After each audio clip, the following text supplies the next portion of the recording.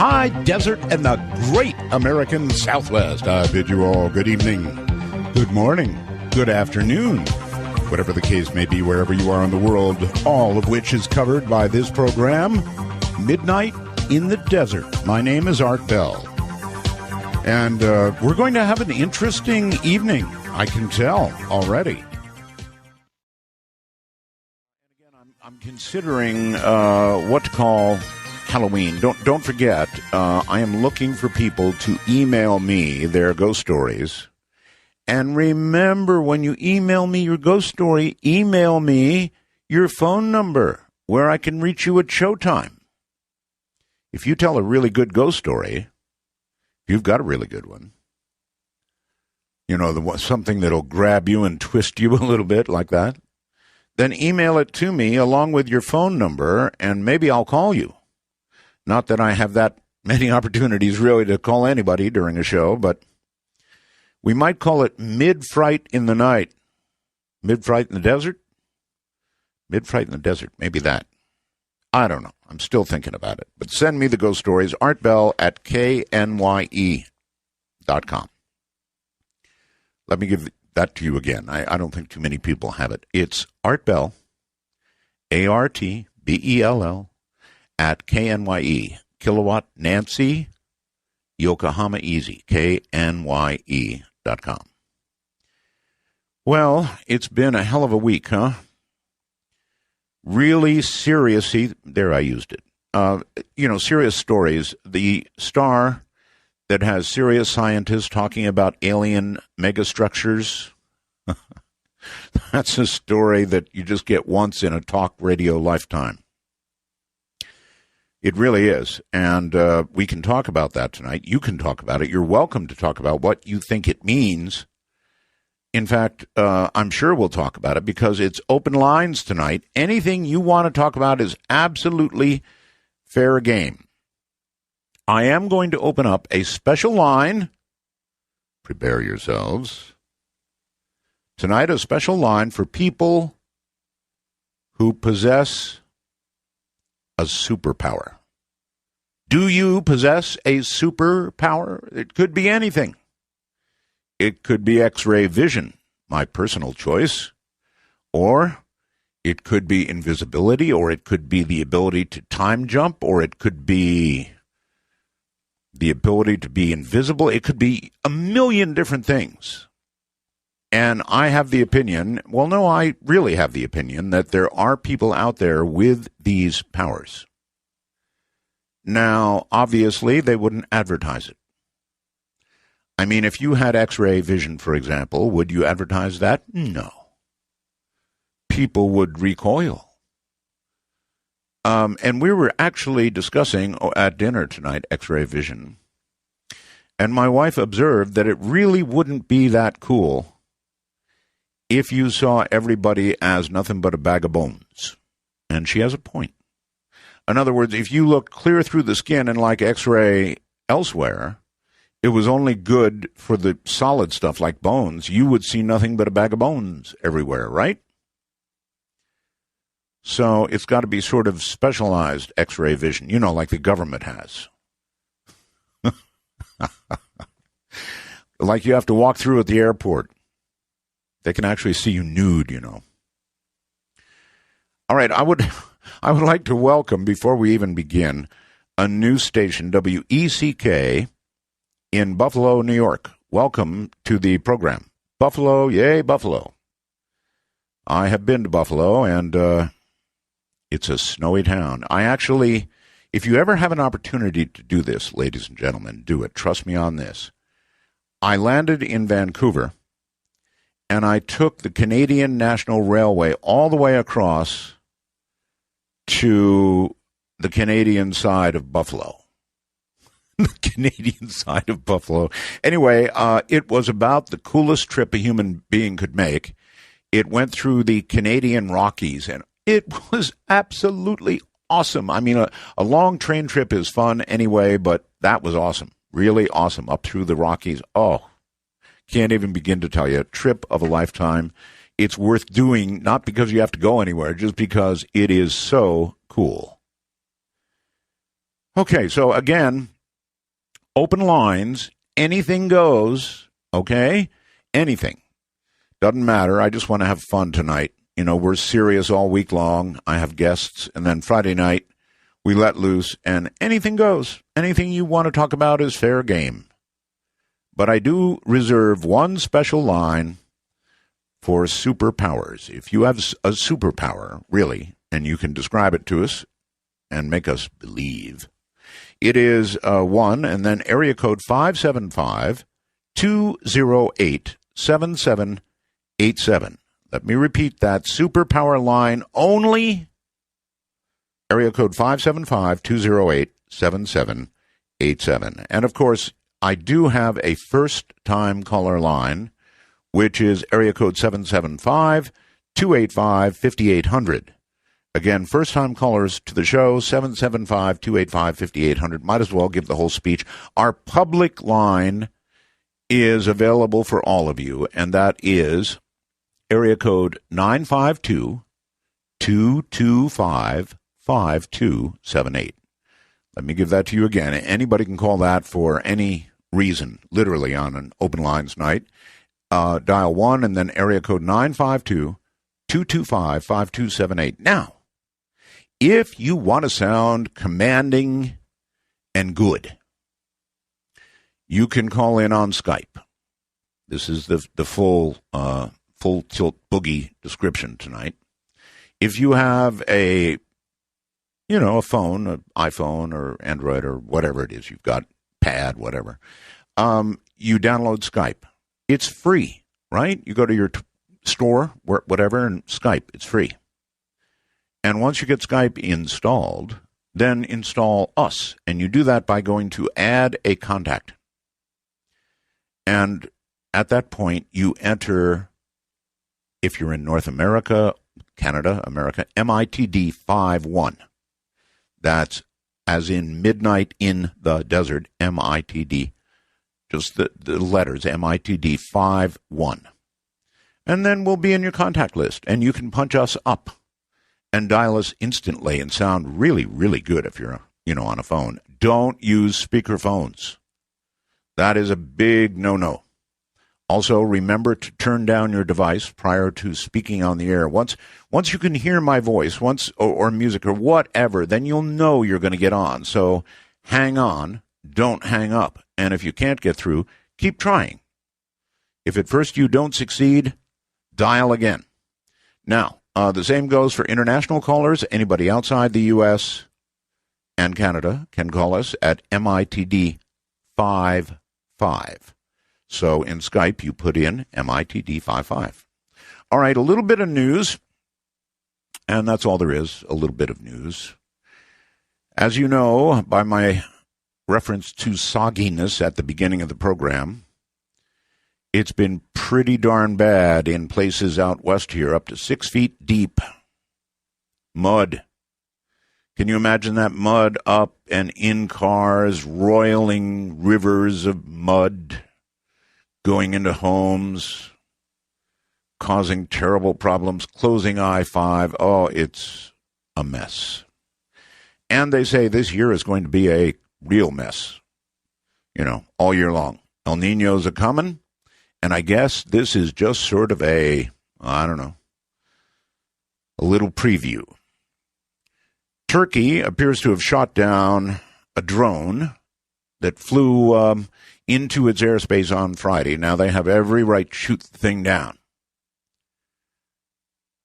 But nobody admits to owning it. That we say it's not ours. And it didn't really look like one of ours, to be honest. The Russians say, nope, not theirs. I wonder if it could be an Iranian knockoff. Anyway, it's shot down, and it's a mess. From the anomalist.com, the Browns of Missouri claim their house across the street from one of the oldest cemeteries in the entire state is full of restless spirits, and they've got the creepy evidence to prove it, kind of.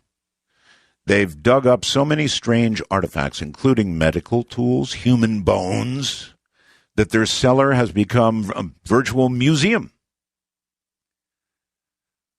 Not surprisingly, then, we hear their ghostly visitors are not willing to leave. They'd be fun to interview, wouldn't they? And then the Anomalist, for some reason, has a story about somebody who claims they were kidnapped by reptilian aliens and taken to the moon for sex. That's right. Not just once, but repeatedly taken to the moon for sex. And you have to wonder, as they do, why the reptilians could not manage a more efficient way to conduct their nefarious, awful business than to pick somebody up and take them all the way to the moon for sex. I know all the old lines about I love you like the moon, the stars, so forth and so on.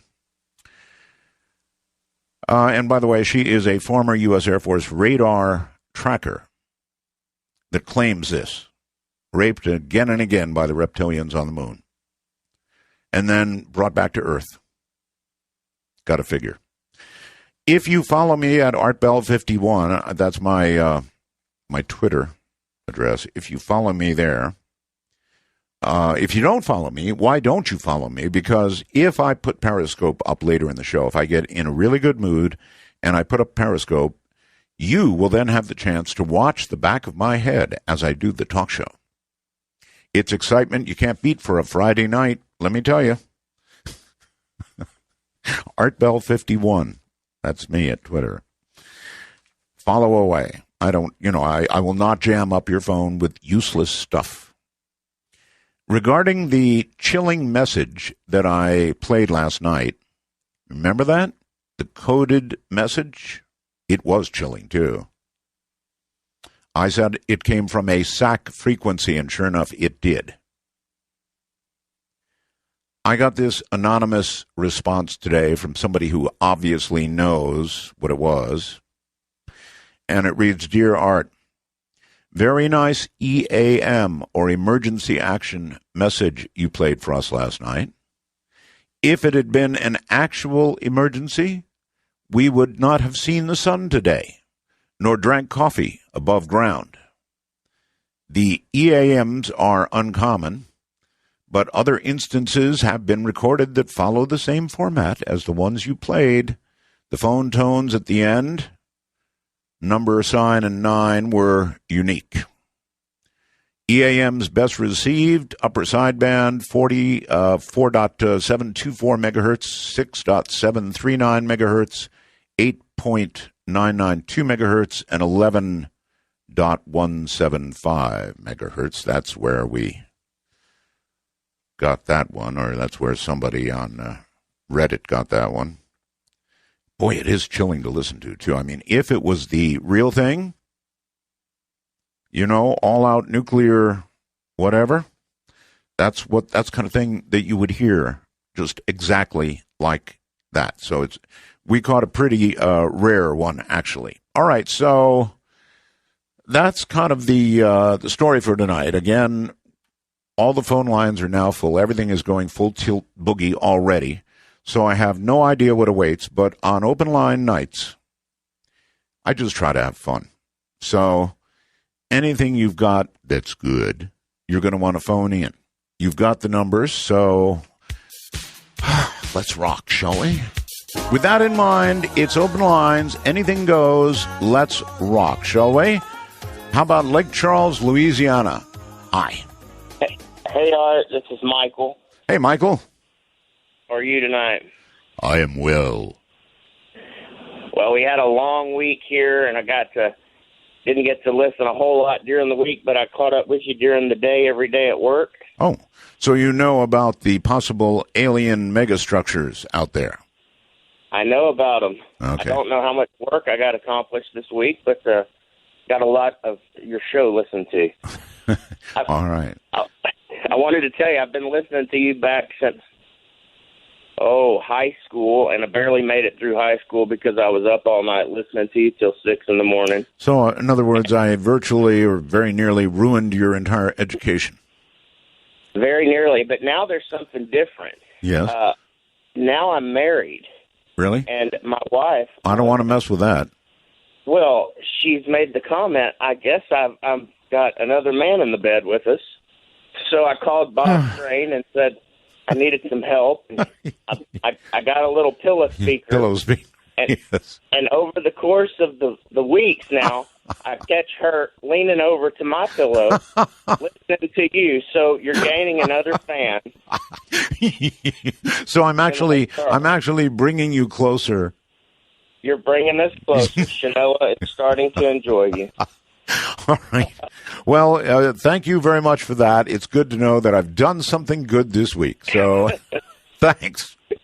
Yes, sir. Have a good night. See you later, buddy. Now, that's a new one. You know, what Bob really should do is he should get that audio. I think he's on his way to China or something. But he should actually get that audio. What a great commercial, right? He bought a pillow speaker. They are great, incidentally. It's bringing them closer together. Corey, hello there on Skype. Hi, Art. How are you? I'm fine. You're pretty loud. Oh, okay. Is this better? It is, yes. Thank you. I remember many years ago you had a pilot that was flying over Area 51 that was live on your show, and all of a sudden the pilot cut out. Do you remember, or did you hear anything about that? What happened to that pilot? Well, I presume he's dead. I mean, what would you think would happen if you fly an airplane into areas where they kill you just for walking past a sign? You're going to be dead. But do you remember what call I was talking about? Yes. Yeah, he was flying an airplane into Area 51. It was very foolish. He was talking about rail guns and stuff like that pointed at him. Sure, I remember. I'm just curious what happened to him. That's all I had to call about. Okay, well, deader than the doornails, what I'd say. I already have a good night, Mr. Bell. But, you know, I don't know, so it's the best I can do. You know, there are some things I cannot know. And what becomes of some people who call and then get disconnected with prejudice, I have no way of knowing. Let's go to the next call. You're on the air. Hi, it's midnight. Howdy, it's Mark the Amp Shark out of Aurora, Colorado. How you doing, Mr. Art Bell? You, buddy. All Night Radio. Hey, congratulations for getting them back on the air. Oh, we're so happy to have you here in Denver, KLZ, and Kilowatt Nancy, Yokohama Easy. I dig that, Mr. Art Bell. You are very good, sir. Thanks for that. And the guy who, as long as he keeps you on the other side of the pillow, I'd hate to have you come between him and his wife.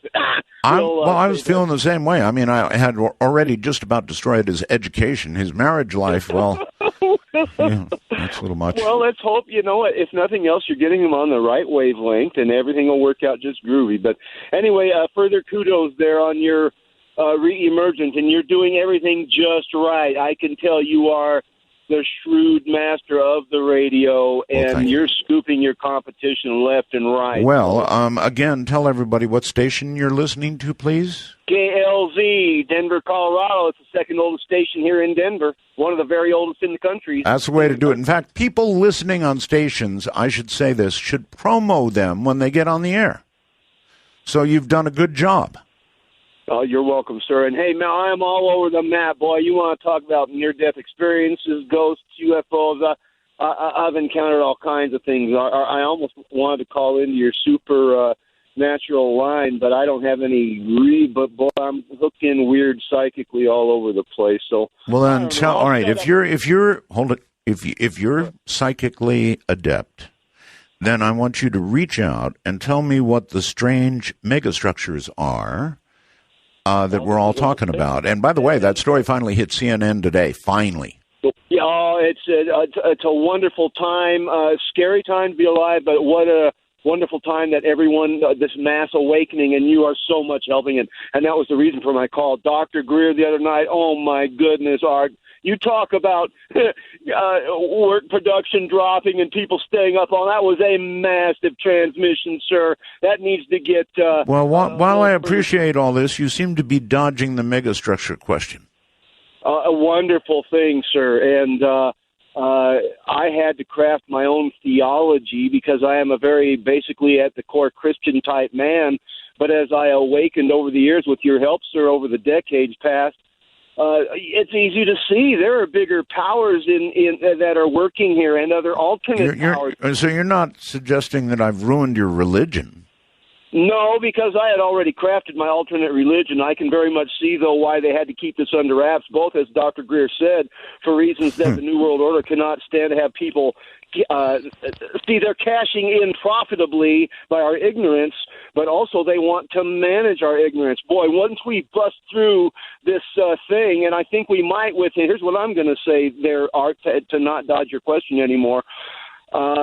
I believe that in my hackneyed Denver cowtown theocracy that I had to invent in the meantime, and now it's lining up that all this stuff plays out, is I think they're competing ETs/gods and spiritualities. I think, and all we have to do is keep it simple. I'm on the positive God love side, and I'm, again, the devil negative side. All right, well, don't start praying to the megastructures. That's all I ask. Stay centered. Let's go, Let's go to the superpower line. Hello there, you're on the air. Hey, R, how are you? I'm doing okay. Do you really, sir, have a superpower? What is the definition of a superpower? Because I gave sort of a loose definition. I don't fly through the sky, and I can't hit the concrete. What can you do? What can you do? This goes out to the DM Talk hashtag. I'm the Gestalt. Well, that's just a shout out, man. Come on. If you don't have a superpower, I'm going to eject you like yesterday's mail. No, well, okay. Let me tell you something. That's it. Gone. Who's laughing? Somebody on Skype is laughing. That's you, Brad, laughing, isn't it?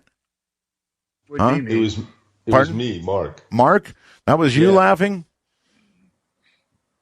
Okay. Mark, where are you? I'm in Bern, Switzerland. Well, at least you got a sense of humor. And I take it that when you got on that plane last time, you did not crack any windshields, flatten any tires, stop any engine rotation, right? No, they actually had a technical problem, and we had to wait for a new plane. So I decided not to take the risk. That was a little pre-concentration. Yes. Yeah. But Art, did you see the news this week? Did I see the news this week? Listen, I'm going to have to take a break, but what news? Playboy magazine has removed all the naked women photos. I heard that. I did. I heard that. There's a consequence of that. Well, in sales, you mean? No. Listen. For the first time in history, men will finally be able to read Playboy while holding the magazine with both hands. Well, I did hear it was sales, right? If you want to hold on, I'll come back to you after the break. If you can push somebody to do something with your mind, that is a superpower. If you can read other minds, that is a superpower. If you can disappear and become invisible at will, that's really a superpower. If you have X-ray vision, I wish to question you in depth. Now, with regard to the Playboy comment, I knew about that, and I must say, I think they're out of their minds. Really, they are. Playboy has always displayed naked women in a very tasteful way. You know, not like the others. Some of that stuff is just gross. But Playboy has, I don't know, it's like, if you'll excuse the expression, fine art. Beautiful women, to me, are part of the beauty of the world, and a very important part of the beauty of the world. And so I think for them to retreat from that is a mistake on many levels. But just on that one level alone, that's my comment. And if we have come to the point in the world where it is politically incorrect to say, then I'm ready to leave the world. Beautiful women are just a part of the world that, and if they're displayed tastefully, not in some wrong way, salacious way. I don't know. A beautiful woman is a thing of beauty. It's part of our world, and I hope it never becomes politically incorrect to either discuss or to observe. And that, I guess that's all I'm going to say about that. But I do feel strongly about it, and I bet you that Playboy sales take a big dive. I could be wrong. We'll see. But I think it's like some new form of Coca-Cola. Anyway, where was I? In Bern, Switzerland with Mark. Hey, Mark.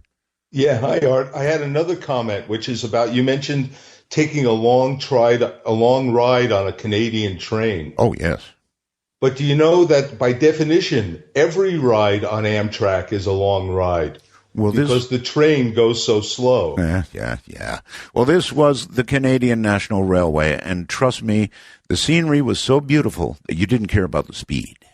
Right. And also, going back last week, I really did take your advice, and I did not summon the aliens on the flight to Birmingham. Well, while that's a good thing, you still, I think, screwed up, and that accounts for the delay, the mechanical trouble, whatever it was with your plane. You did it subconsciously while you were sitting there. Thank you, Art. I wish you a great night. Good night, Mark, and take good care there in Switzerland. Great to hear from you. That's right. If you're out of the country, we're MITD55 on Skype, right? MITD55. Brad on Skype, you're on the air. Hi. Good evening, Art. It's a pleasure to speak with you again. And to have you here it is as well. I wanted to discuss number stations with you. Oh, yeah. Let's rock. Let's rock it. At first, a couple of little notes. 2 more frequencies for those that monitor the U.S. Air Force system. That's 15.016 and 13.200. So you can add that to your list. Okay, got it.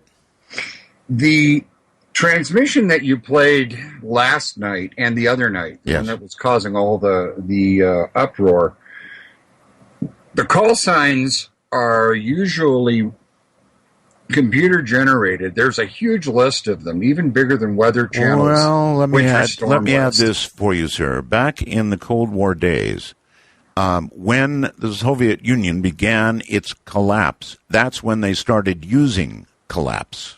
I know. I was a communications intercept operator for the Navy at the time. Yeah, it's just, it's chilling to hear, and those are not all that common. So, pretty interesting stuff, actually. It was pretty interesting. And if you're ever listening to shortwave, and you hear one for real. Oh, I've heard ones that are almost for real.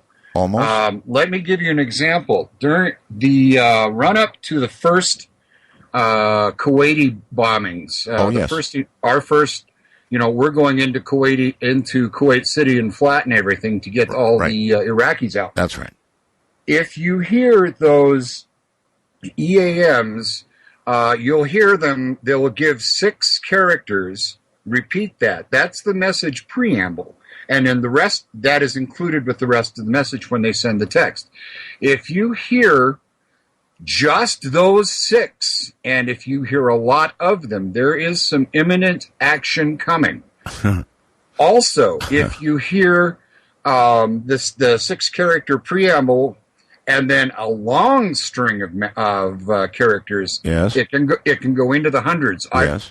I've heard up to 300 and 400 in my monitoring experience, and I've followed this stuff for 30 years. And if you hear a bunch of those come across, there is imminent action coming.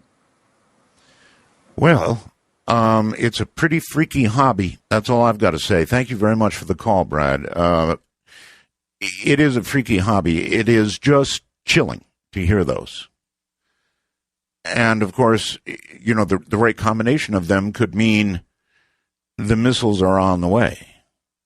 It could mean the B-52s are leaving the runway at about 11 seconds behind one another.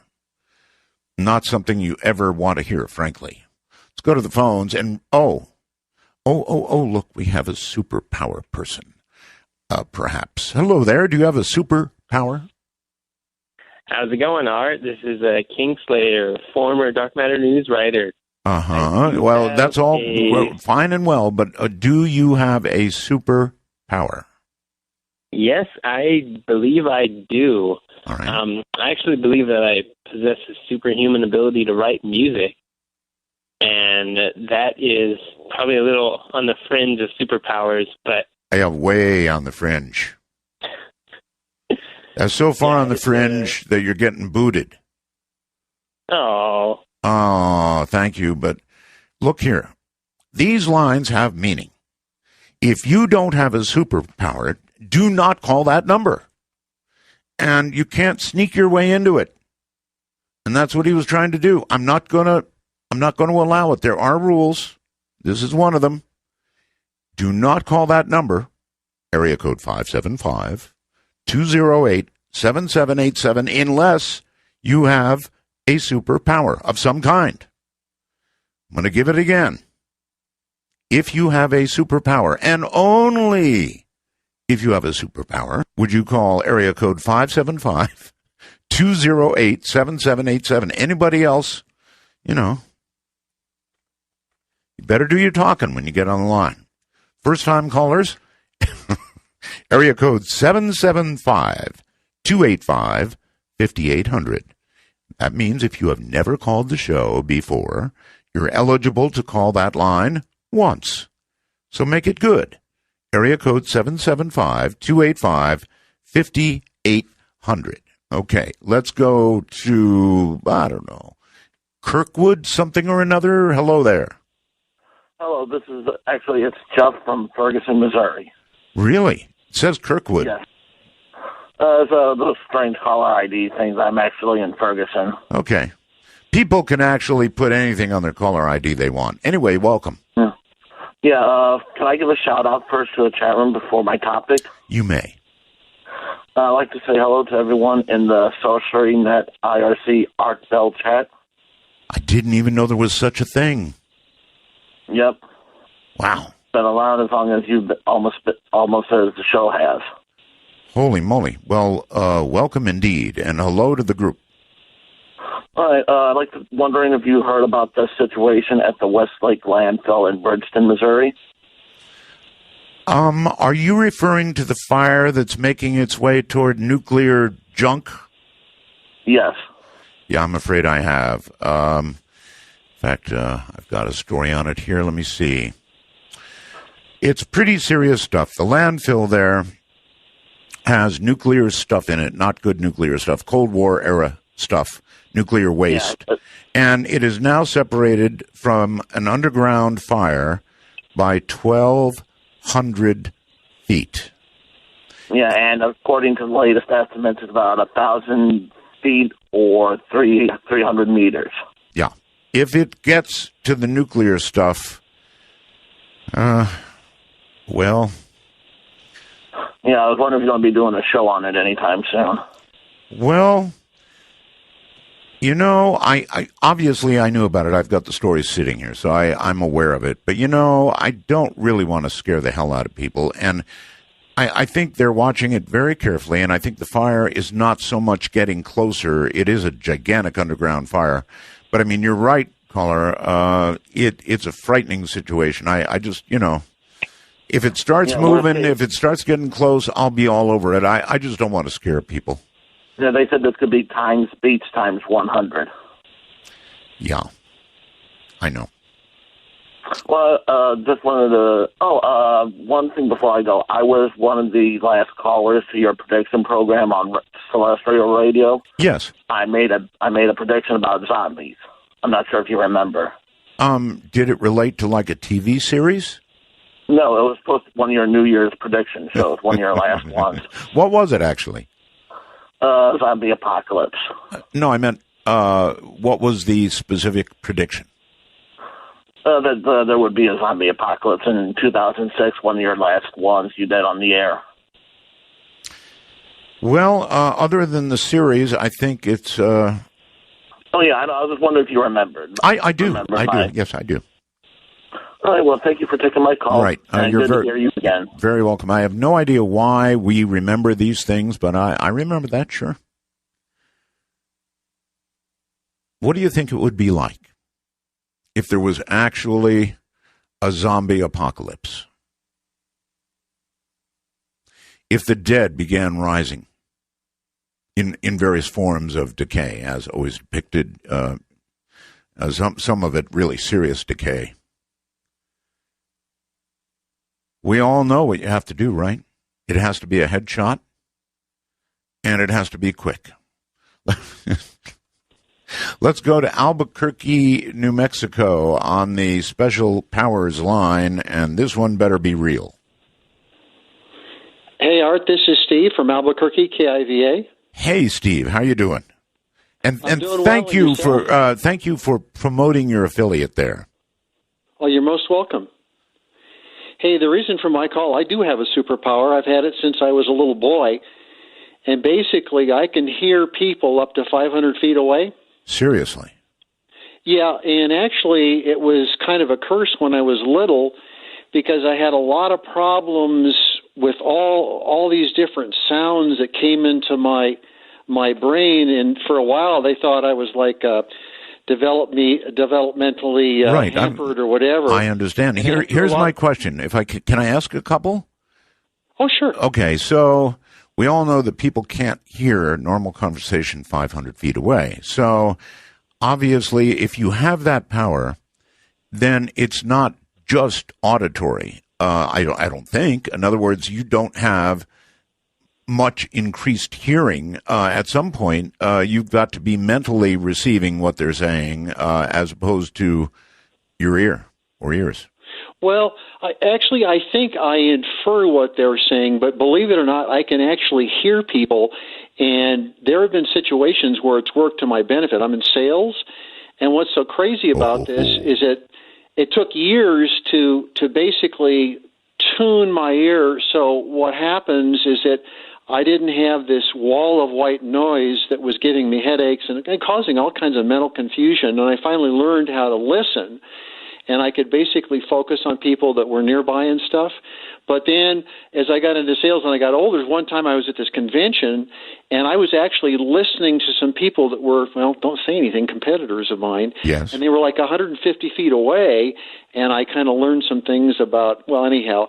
But it's been, so it really is a special power, but it's also a little bit of a special liability, and it's taken a long time to kind of control it. I mean, I wish I could read people's minds, but if you can hear most of what they're saying at a distance that's a long ways away. Oh no, you're right. Then you can start to sort of know what they're saying. As far as like reading their minds, I don't think I can do that. But it's kind of a curse, but also a benefit just to be able to listen and to it's kind of a strange thing. And it's okay, like, when you say that you can hear them 500 feet away, is that in a normal conversational level of voice? Yes. Wow. That in a lot of ways that must be horrible. What happens to you when you're near crowds? Well, what you finally have to learn to do is that you keep practicing at it, and you can kind of focus on the conversations that are nearby. And actually, what most people don't know is that they're doing that anyhow. If most people, if a person walks in a mall, for example, they're actually hearing thousands of different sounds. It's true. And what the brain does is that the brain learns how to filter just the stuff that it thinks is relevant, like in a shopping mall, gotcha, or the person you're listening to, and that's how it works. So in a way, the only difference between me and other people is it took my brain longer to figure out how to do that. And then once I figured out how to do it, I was able to kind of switch it back where I could kind of undo it in some situations. But it's been kind of a curse, good thing most of my life, but as I've gotten older, it's actually not quite as strong as it used to be, maybe just because my hearing's not so good as you get older, but still, that's the way it is. No, that is okay. Definitely qualifies, thank you, as a superpower. Can you imagine that? Able to hear normal conversation 500 feet away. And as he points out, it would be a blessing and definitely a curse. You would hear far more than you want to hear. But as he also pointed out, the brain can be sort of adjusted to filter that. Let's go to our first-time caller line, way back to the East Coast, I think. Hello. Hey, Art. This is Ben in Pennsylvania. How you doing? Really well. It's good to talk to you. Good to talk to you. Are you familiar with the term technology singularity? Technology singularity? Yeah. Well, I'm certainly familiar with singularity. Technological singularity, not so much. So the idea is that at some point our technology is going to get to the level that it will be able to go back and improve itself.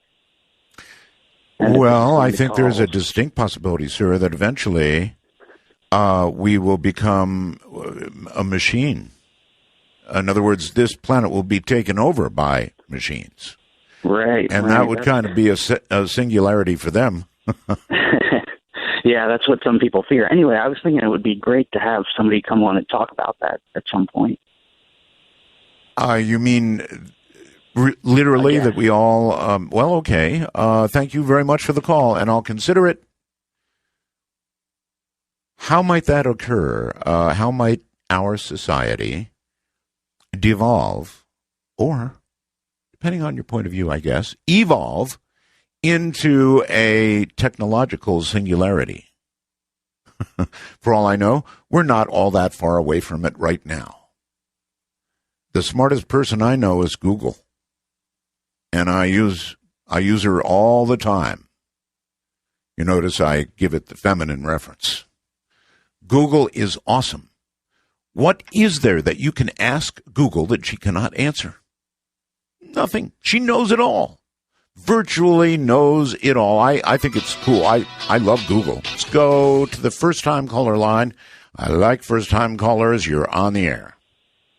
Hey, is this me? It is you. Or I've been listening to you since like 1997. I love you. Thank you. Here's my superpower. I can read minds. Check this out. Pick a number between 1 and 10. Got it? What is it? I'm not going to tell you. You tell me. No, it's a trick. Yeah, no, it's part. It's not a trick. It's part of the thing. It's just the first part of the trick. What is it? 7. See, I knew that's what it was. Yeah, I'm gonna do it again. All right, pick another one. You ready? I'm not going for something this lame twice. It's 4. It's 4. You thought of 4. No, Okay. I was. Yeah, that's what it is. That's it? You hung up. Very pathetic, especially for a first-time caller. Pathetic. Let's see. Let's go to Superpower Line. You're on the air. Hello. Who, is it me? That's you. And the only reason you could be calling this line is because you possess a superpower. Yes, I do possess a superpower. And that is? I can see. I consider it that they're aliens, and I can see them, but they're in a human form. And I haven't always been able to do this.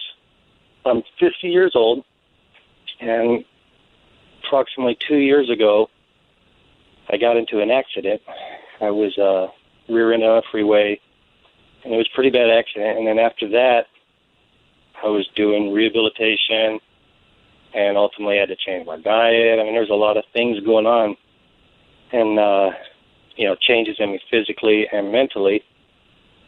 And at first I thought the first time it happened, which was I seen somebody, I was in a Starbucks, and from across the store, like they were on the other end of the store, and we made eye contact, and they kept staring at me, and I just knew. At first, I just thought it was I got a sense that it was a bad person. I'm not going to say, it was an evil person or something like that, but I got a sense that it was somebody that was bad. And but I let it. You know, it wasn't like it was just a feeling. It happened. And okay, how have you concluded that what you're seeing are aliens? Well, that was the first time that I, Yes, I understand. First alien, right? Mm-hmm. So since then, it's become more. I don't know how to say it. It's like frequent. It's real obvious. It's obvious now. I see. Like when I see somebody, and there's different. Okay, but all right. So let me stop you and ask: how do you know they're aliens? Again, it's just like seeing them. I can't tell you. I could tell you, hey, they're not. They don't look human, but I can't say, oh, they're great. It's like there's like a connection that it becomes a feeling, like a sensation of communicating with me, saying, and a lot of times it's not like the communication is going, hey, let's be friends. All right. Have you ever had any support for what you're saying? In other words, have you ever talked to somebody and had them admit they're from Zeta Reticuli or some such, or, in some way verified that what you're thinking you're seeing is really what you're seeing? There was not exactly. You weren't ready for that one, were you? Well, no, like you're saying, did I ever? I'm thinking you're asking me, did I ever confront somebody on it? Well, no, I'm not asking that. I'm asking, have you ever had any verification that what you're seeing really is what you're saying? Say you're seeing aliens. I can't say that. Yeah. All right. Well, thank you for the call. See, anybody who is prepared to come on the air here and say, I see aliens, Art, has got to be prepared to say how they know they see aliens, how they know they're aliens. You would not have developed a talent like this over many, many years after a physical accident. I mean, whiplash does not transfer your vision to... Anyway, why waste time? You're on the air. Hello. Hello? Thomas in Georgia. Hey, Thomas. Hey, bud. I'm actually a first-time caller, but I didn't know the number, so I called this number here. Well, I'm going to have to cut you off then. I'm kidding. Oh, wow, I'm okay. kidding. I'm Okay, kidding. okay, I'm good, kidding. good. I'm kidding, Thomas. Alrighty. Go ahead. All right, well, I've just actually started listening to you thanks to my brother, and I'm a member now and everything, been enjoying the archives. But I got a quick pre-incognation story for you, if you don't mind. I don't mind. All right, well, this happens every once in a while, but this time is the strongest. It was probably about 5 or 6 years ago. I just woke up, and, every time you wake up and you have a simple dream, you're sitting there running through the dream in your mind. Well, it was just a simple dream, and I didn't think nothing of it. I get up, I put on my clothes, I'm headed to the convenience store just to buy some, small things or whatever. Hmm. As soon as I take a right down the road, I start noticing that the dream is beginning to play out. By the time that I'm about to take a right in the gas station, I knew 100% because it is literally doing the exact thing that I just dreamed about. And when I pull in, I look over to my left, and I remember seeing a white truck there in my dream. There's a white truck, and a guy gets out and walks to me, and I already knew what he was going to ask me. He was going to try to sell me some drugs. Wow. And I rolled down the window and say, no, thank you, man. And he said, how the heck do you know what I was about to ask you? I said, I ain't interested. And it's just boggled my mind ever since that's happened.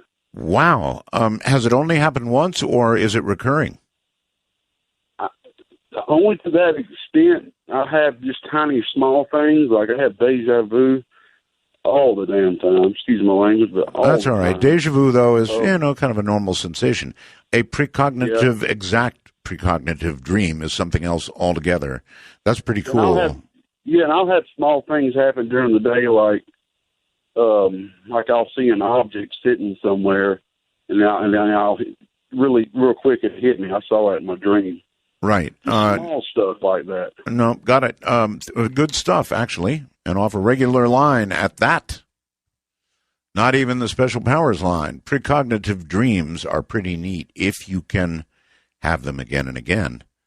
Or would it be neat? You know, most of these things that we say would be cool might not be cool in real life, kind of like the guy with the enhanced hearing. It would be good, but it would also be a horrible burden.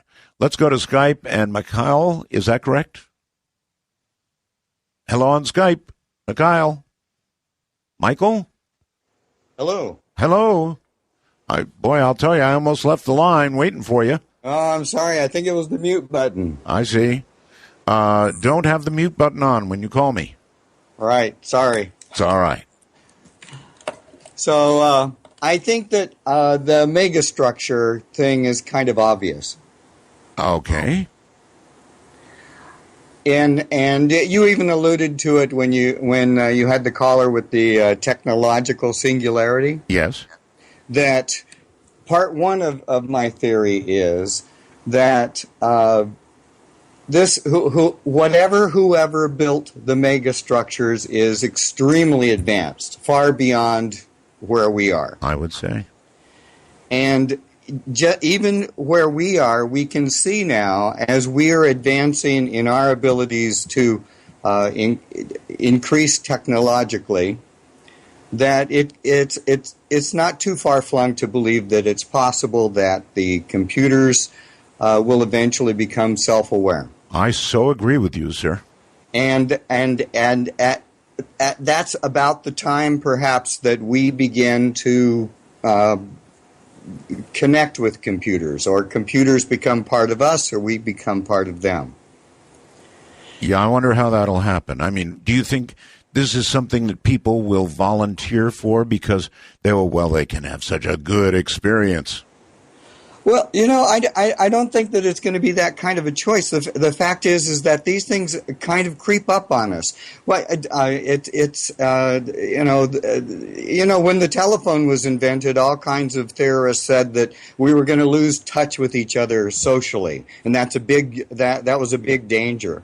And now it's happening. Everyone's saying that about social media, but it's true, sir. It is happening. I mean, look at even me. I'm on my phone all the time.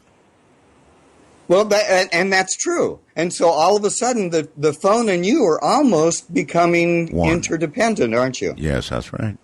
So that my point is as we project in our culture forward into the future, we can see how we will become more involved technologically, and the computers, in fact, will become as evolving along with us. Whatever the end point is, there's one thing that will become absolutely critical to an advanced society, and that is energy. All right, well, here's what I'll say, and anybody can come along and add to this or subtract from it if you want. And the wrongness of what I'm about to say. Oh, gee. I have an attachment to my phone.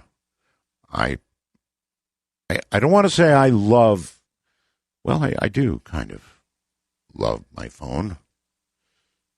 It's not that kind of love, you know, but it is. It's more than just like. I wonder how many of you would admit that. I use it for everything, virtually everything. So, love is a pretty strong word, but it's pretty close. It gives me almost everything. You can hear my wife over there screaming. No, not that, but I have a very strong attachment to my phone. How many people would admit that, do you think? Let's go to our first time caller line. You are on the air. Hello. Hi. Hi. How are you? Extinguish your device, please.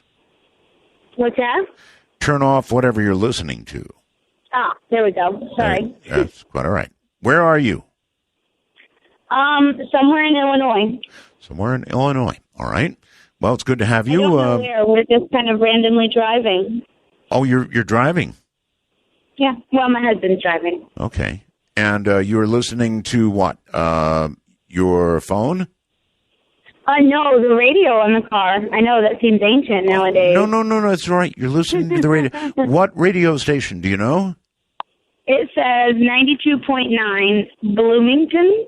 92.9 Bloomington. See, people are not giving their affiliates plugs, so you just gave them one. Right. Thank you. Thank you. Whoop, whoop. Yeah, I don't know who they are, but I've never heard your show before. Well, they're a good radio station because they're carrying this show.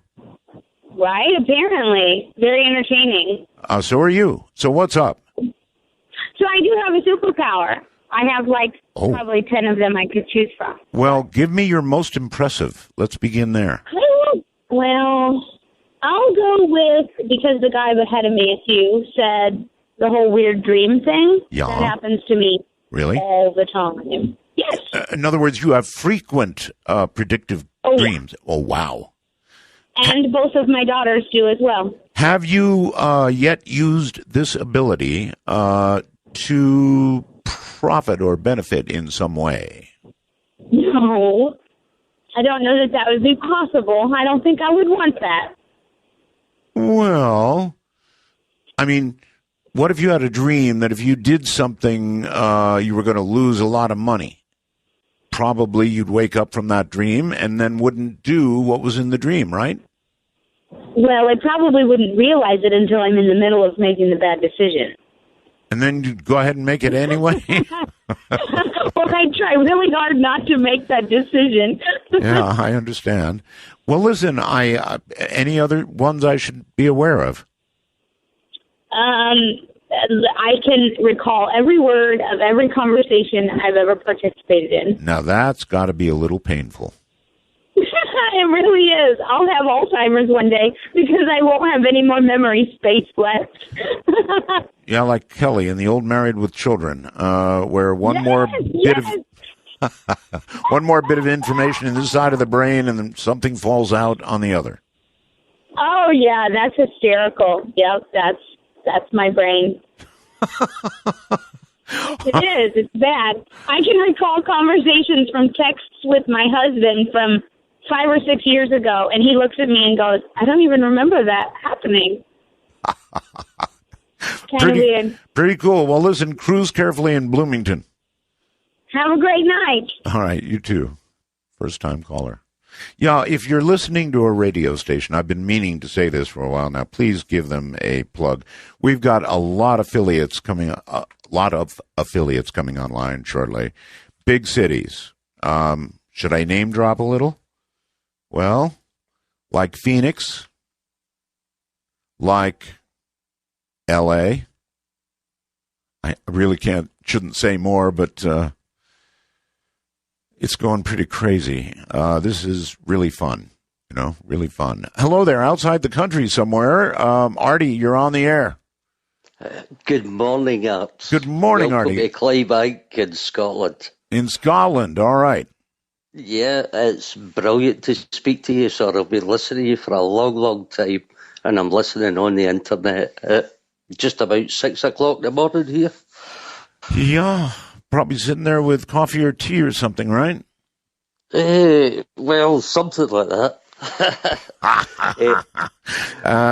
So the Scottish begin the day with something a little stronger. Begin the day. This is us just ending one day. You don't have any superpowers, do you? Superpowers? Yes, superpowers. Well, no, nothing out the ordinary. You know what I mean? I can hold a drink and I can hold a smoke. Is that a superpower? Well, it depends on how you look at it, I guess. I love your accent. Well, you must have Scottish relatives yourself. Do you know it? I think there is a little bit of Scottish in me. I'm mostly English-Irish, but a bit of Scottish. Really? Because one of our major whiskey brands is called Arthur Bell. Really? Really? One of the major sellers over here, there's the Bell Company that's they've made whiskey for centuries. Your accent is actually so strong it's hard to understand you. That bad, is it? Well, no, that's not bad. It's just what you are, and I'm not great with some of what you're saying. And you've lived all over the world. You lived in the Philippines. I have, yes. Yep. You've lived out in the Far East. And Yes, you but can't trust me, understand Asian Eh? accents are nothing like Scottish accents. Not even close. Really? So you've not come across many Scots people then? Not that many, but I'm glad to know you're out there. I don't think we've ever heard from you before, have we? Never, no. Never. We've never spoken, sir. But I've sat, like I say, I've listened to you. And I love radio, and I love listening to you. All right. Well, listen, thank you so much for the call. I really do. All the way from Scotland. That is so cool. I love the fact that we can just go around the world, even if some of the accents are indiscernible to me. We've done it again. I'm sorry. Skype has stopped working. It says a problem caused the program to stop working correctly.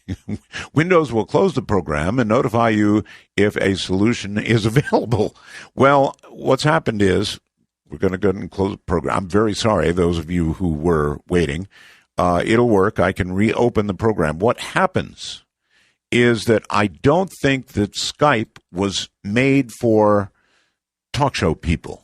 In other words, when you get 40 or 50 people calling in at one time, it just sort of goes, okay, I give up. It's done this on virtually every open line show that I've done at some point or another. It just throws up its Skype hands and says, this is not possible. Closing. And that's that. All right. Hello there. You are on the air from, I believe, Virginia. Yes, that's right. My name is Plasman Polariton, and I've called you before. I'm actually a libertarian. Libertarian? A libertarian. It's not a political thing. It's sort of a combination of smaller government and bigger universe. Huh. I like it. Actually, I thought you would. I mean, I normally listen on WTWW shortwave. But tonight, since I'm in the Pleiades star cluster, I'm using the Arecibo uplink and using the ALMA array of telescopes in the Atacama High Desert in Chile as the downlink. Wow. Okay. And I think that I had a hand in making ALMA happen. It uses a photonic a local oscillator. It uses two lasers that have a difference frequency, and it can actually receive in the sub-millimeter band all the way up to 950 gigahertz, 0.95 terahertz. Right. And I think that's the radio telescope that may be able to resolve the composition of what these gigantic things around that star are made of, because it can look at atomic structure and molecular structure. Well, we've got a satellite that can look, but it's out of order at the moment. Yeah, the Kepler has lost its reaction control system, so that it can't actually hold station keeping on the stars very well. Well, my comment would be that it's a little disappointing. I mean, Kepler sees this amazing alien megastructure thing and then goes out of order. So we're all left here going, oh, come on, now what? Well, we've got the very large array in the plains of St. Augustine in New Mexico, and we've got this ALMA thing up in the Chilean desert, and they're very high resolution at those kind of sizes. And plus, we have all kinds of optical telescopes, some of which have... well, yeah, but sir, this thing is 1,500 light years away. We've got to be out in space to look at it properly. Well, that's the trick, because the atmosphere will vary the intensity. You really need an outer space telescope. Maybe they can designate some Hubble Space Telescope time.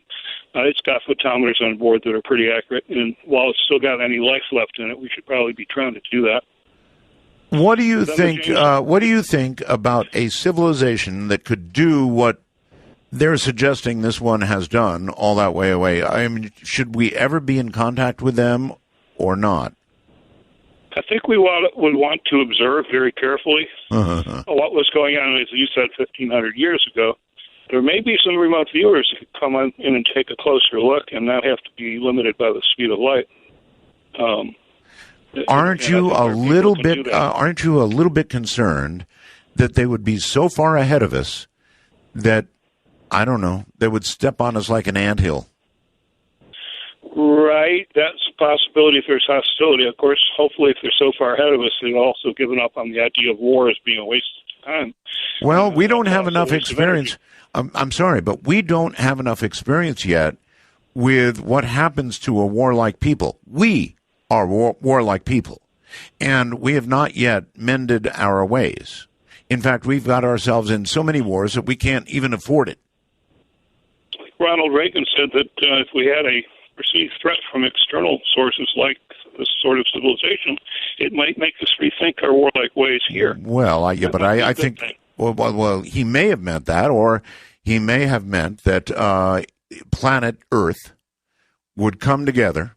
The Russians and the Americans, like dogs and cats, would get together and go, kumbaya, we must build bigger bombs to deal with this big threat, right?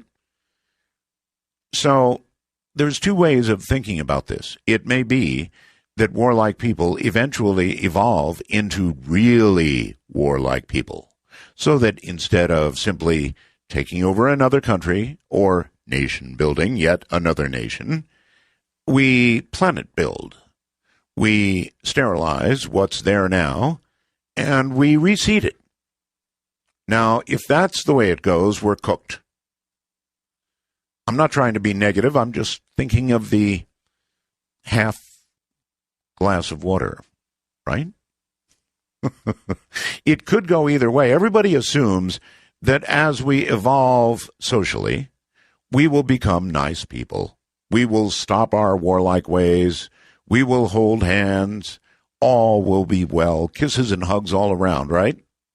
But it also could be true that we're going to go the other way. And what is now a warlike nation will become a warlike world, a warlike people.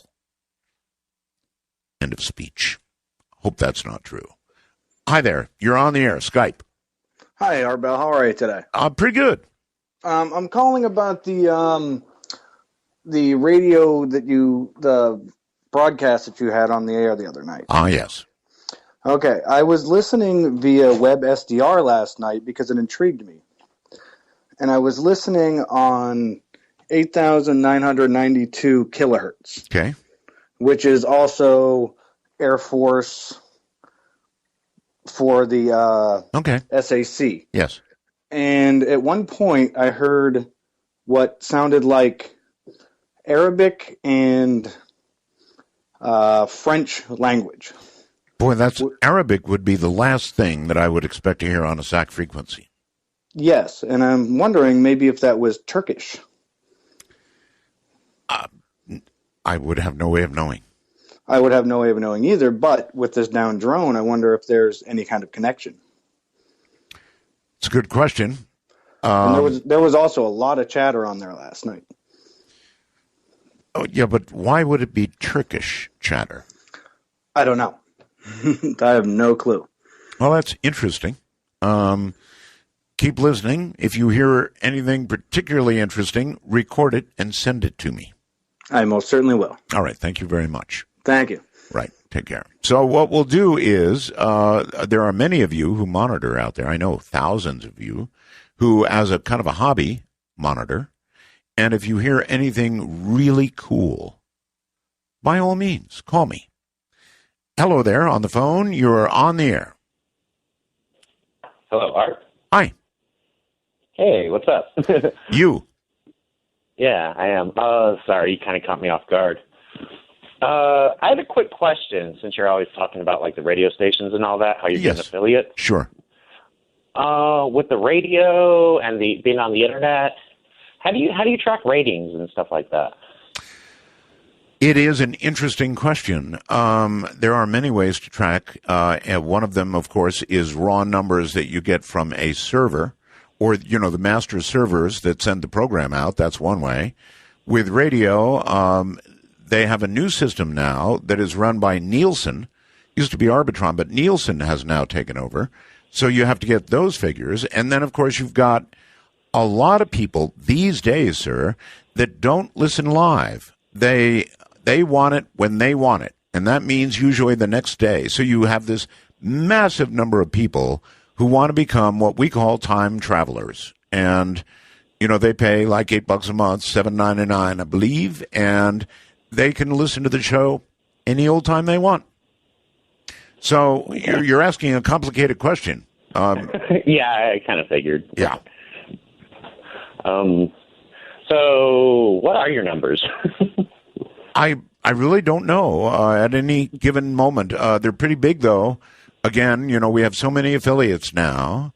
We have so many people listening online and so many people listening the next day or 2 days later. I can't give you numbers. And even if I could, I wouldn't. Okay. I was just curious. That's been bugging me for a while. So. Okay, 1.87 million. Wow. Big number, huh? Yeah, especially what's it been, like a couple months? Yeah, well, I made it up. The truth is I have absolutely no idea. A lot of people, sir. Hey, everybody. It's the weekend. It's Friday night, Saturday morning. Don't forget our 2-drink minimum. God, I didn't mention that at the beginning of the show. We have a special line for anybody who claims to have superpowers. Now, what do I mean by superpowers? Well, it should be self-explanatory. If you can do something that other human beings simply would regard as amazing, then you have a superpower, right? And you would want to call area code 575-208-7787. Once again, area code 575, my apologies, 208-7787. If you're a first-time caller, have never called the show, it's area code 775-285-5800. And, of course, we're available on Skype. North America is MITD51. The rest of the world is MITD55. Going to my superpower line, you are on the air. Hello. Hi, Rod. My name is Chuck. I'm from Rochester, New York, and I listen on TuneIn. And I've been to Buffalo, too. You're right. It's snowy. Oh, yeah. Very snowy. My superpower is that I get to get parking spaces open for me. No matter where I go, I get the closest non-handicapped spot to the door that I'm going. They just open up for me. People that drive with me don't believe it, and they see it happen over and over again. All right. Here's the question for you then. Do you think that you, in other words, you know where you're going, right? Right. So prior to getting there, you may be pushing somebody who has one of those close parking spots into leaving early by some really devious method. Close, sir. Very close.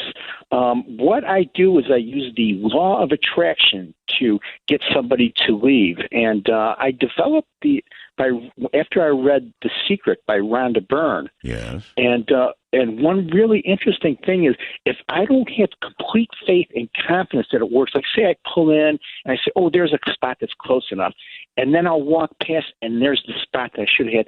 It takes me about a month to get it back. It's because I don't have faith that it's going to work. So it takes a while to develop it. And once I get it going, as long as I have confidence and faith, it's like if I'm driving and I have a family member, I'll say, watch this, and I'll just shake my hand, and then a couple rows down, there it is. Wow! But it's amazing. It always works. Well, I would say that, thank you, is an extremely handy power, and one that I wish I had myself. I'm going to work on that. But in order for that to work, he said he uses the law of attraction. I would think it would be something else. I mean, produce a sudden tummy ache in somebody who's parked in, well, the spot you want, and start concentrating on that ahead of time. But he's kinder. He's hit the law of attraction. So he simply attracts them back to their car, I guess. Let's go outside the country to who knows where. Mario, you're on the air. Hey, g'day, Art. How are you going? I'm going quite well, thank you. Ecstatic. I would love to share with you and your listeners something I stumbled upon roughly about 2-3 weeks ago called the Library of Babel. Does that ring a bell for you? The Library of Babel? Yes. No, other than the biblical reference to the Tower of. Otherwise, no. So basically, it's a website, and It's pretty much a library that contains everything that has been written, is being written, and will be written. Well, do they actually have more there than even Siri knows? Basically, to give you an understanding of how big this library is, yes, I did some rough calculations, and if you spent 100 years and every second were to be able to look at one page of that library, really, for non-stop, really, you would see 0.0018% of the whole entire library. Wow. So pretty this impressive. is where it becomes even more spooky and interesting. The library is searchable. And I'd love to talk to you a little bit more about it. I don't have any sponsorship or anything like that. I just found it to be a mind-blowing experience. So, yeah, just wondering if you'd like to know a little bit more about it. Well, I'll find out more about it. How's that? Yeah, okay. Okay, I have a question for you. Yeah, sure. Do you have like an iPhone or something? I'm using the earphones at the moment. Is the quality still okay? No, but I meant, do you have an iPhone? Yes. You do? Yes. In Australia, does Siri have like an Australian accent? They try real hard. I've been wondering about that. I've noticed the difference in her voice, I'd say, definitely with the new updates and the new software. But the recognition is a lot better than what it used to be. Sometimes I had to put on like an American accent as well. So didn't always work, but, you try what you can. If you had an opportunity, sir, if let's say you're dying, you've got a diagnosis really bad, something awful, and you're offered the opportunity to hook up your brain to a computer and to continue to live as long as you wish in the computer, would you accept that instead of the obvious alternative? Very good question. It would depend, I think, on the quality of life. Well, the quality of life would be the senses that I have now. Well, it would be the internet. You would be hooked up to the internet. There's a whole lot of junk on the internet. There is. I mean, for example, porn, but what would you do with it, right? So nothing for that. Let's see. You couldn't eat. Well, maybe you could pick up an occasional cookie. I think you're on fire tonight. Have a good night, sir. Okay. Right. Art, before you let me go. Yes. There's two sections of this library, and I think one could actually be a big asset to your show. And that would be? Well, I'm not sure the type of guest that you're planning to have on in the future, but technically there's this image archive version of this library as well, which means that it contains every single photo that could ever be produced, including that of, say, for example, the birth of the universe, or maybe if someone was to be channeling someone, say, a photo of who they're channeling, different dimensions, different cities, just it's the vastness of information is just mind-boggling to get your head around. So where I thought it would be really interesting for your show is that if you had someone that had the capacity to talk to, say, different entities, could they provide a reference image within the library of, say, themselves or even where they live or what? Pretty interesting. Basically, just anything. So it's like the server of Babel. It is. It's really spooky because technically, did you invent it or did you discover it? Yeah. Good question. All right, sir. Thank you very much for the call. Interesting. I've contemplated that. Would I accept being hooked up to a machine that would allow me to travel the highways and byways and rutted roads of the internet?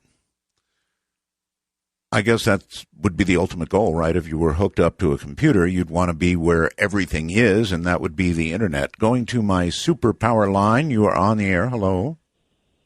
Hello, my name is Ruby. Calling in regards to I got a superpower of sorts. I bet you must be really strong. A name like Ruby, you've done a lot of fighting, right? No. Okay. All right. But I got a Wookiee call or Sasquatch. Depends on who hears it. But do you want to hear it? Sure.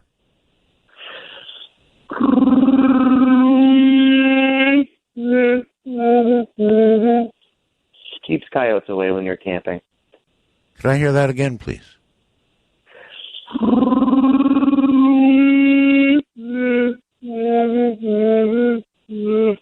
You know, I'm really going to be afraid to leave the studio tonight after that. I'm sorry. Where do you people come from? And this sound would attract, I take it, big feet. I just use it mostly when I go camping. It just keeps anything that might come close to me that's furry away. I bet it does. It works. I bet the wolves and the mountain lions run for their lives. All right, Sarah, thank you. That's technically not a superpower, and technically it's a violation of my line policy. Steve, you're on the air on Skype. Hello. Steve, me? Steve, you, yes. Okay, I'm sorry. I didn't know if I was the right Steve or not. Actually, Art Bell, I've been trying to call you since 1991. I first caught you. I was a truck driver over the road. Man, that's a lot of dialing. Yes. I tried maybe 7 or 8 times over the years. First time I've actually gotten through, and it happens to be on Skype. Yes, there you have it. I don't know if I have any superpowers or not, Art, but I have had 2 things happen to me, quite unexplainable to me, and okay. I haven't shared them, well, on air. I actually do radio and internet TV show myself. Okay, well, share. The first one was in 1985. I had a motorcycle. I was 21 years old. I worked in a factory. I had the world's most horrible day at work. Nothing went right. I think that Irishman named Murphy might have been following me around all day. But, I was mad at the world when I got done. And I tore off out of the factory and got out on the highway. Excuse me a second here. And I was doing as fast as my motorcycle would go. However fast it would go, I was going. And I come up on this S-curve, and there's a dip in the S-curve.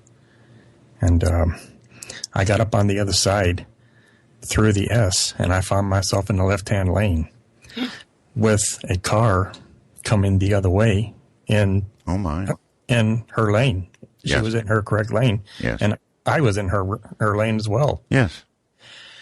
And I don't really know if I passed through her car. I know you was talking about this last night with the doctor, but I don't really know if I passed through her car or she passed through me. But I froze, and she froze as well. And you're here talking to me, so yeah, I'm here talking to you as well.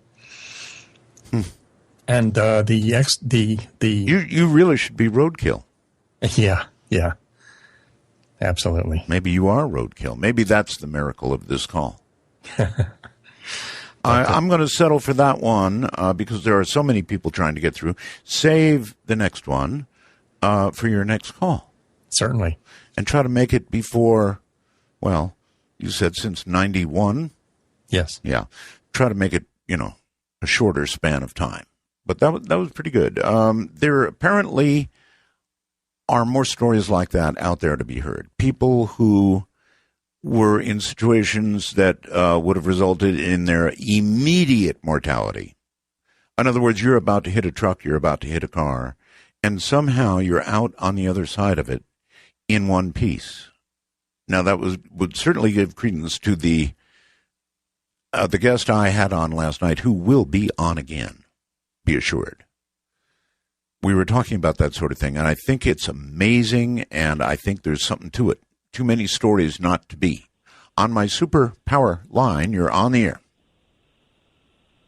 Hello. Hello. My name is Julie. Julie. And I'm in Sandy, Utah. Sandy, Utah. All right, Julie. Are you listening on the internet or to radio? Well, I'm listening on the internet, but we do have, when I'm in the car, I listen on KTKK 630 AM. Thank you.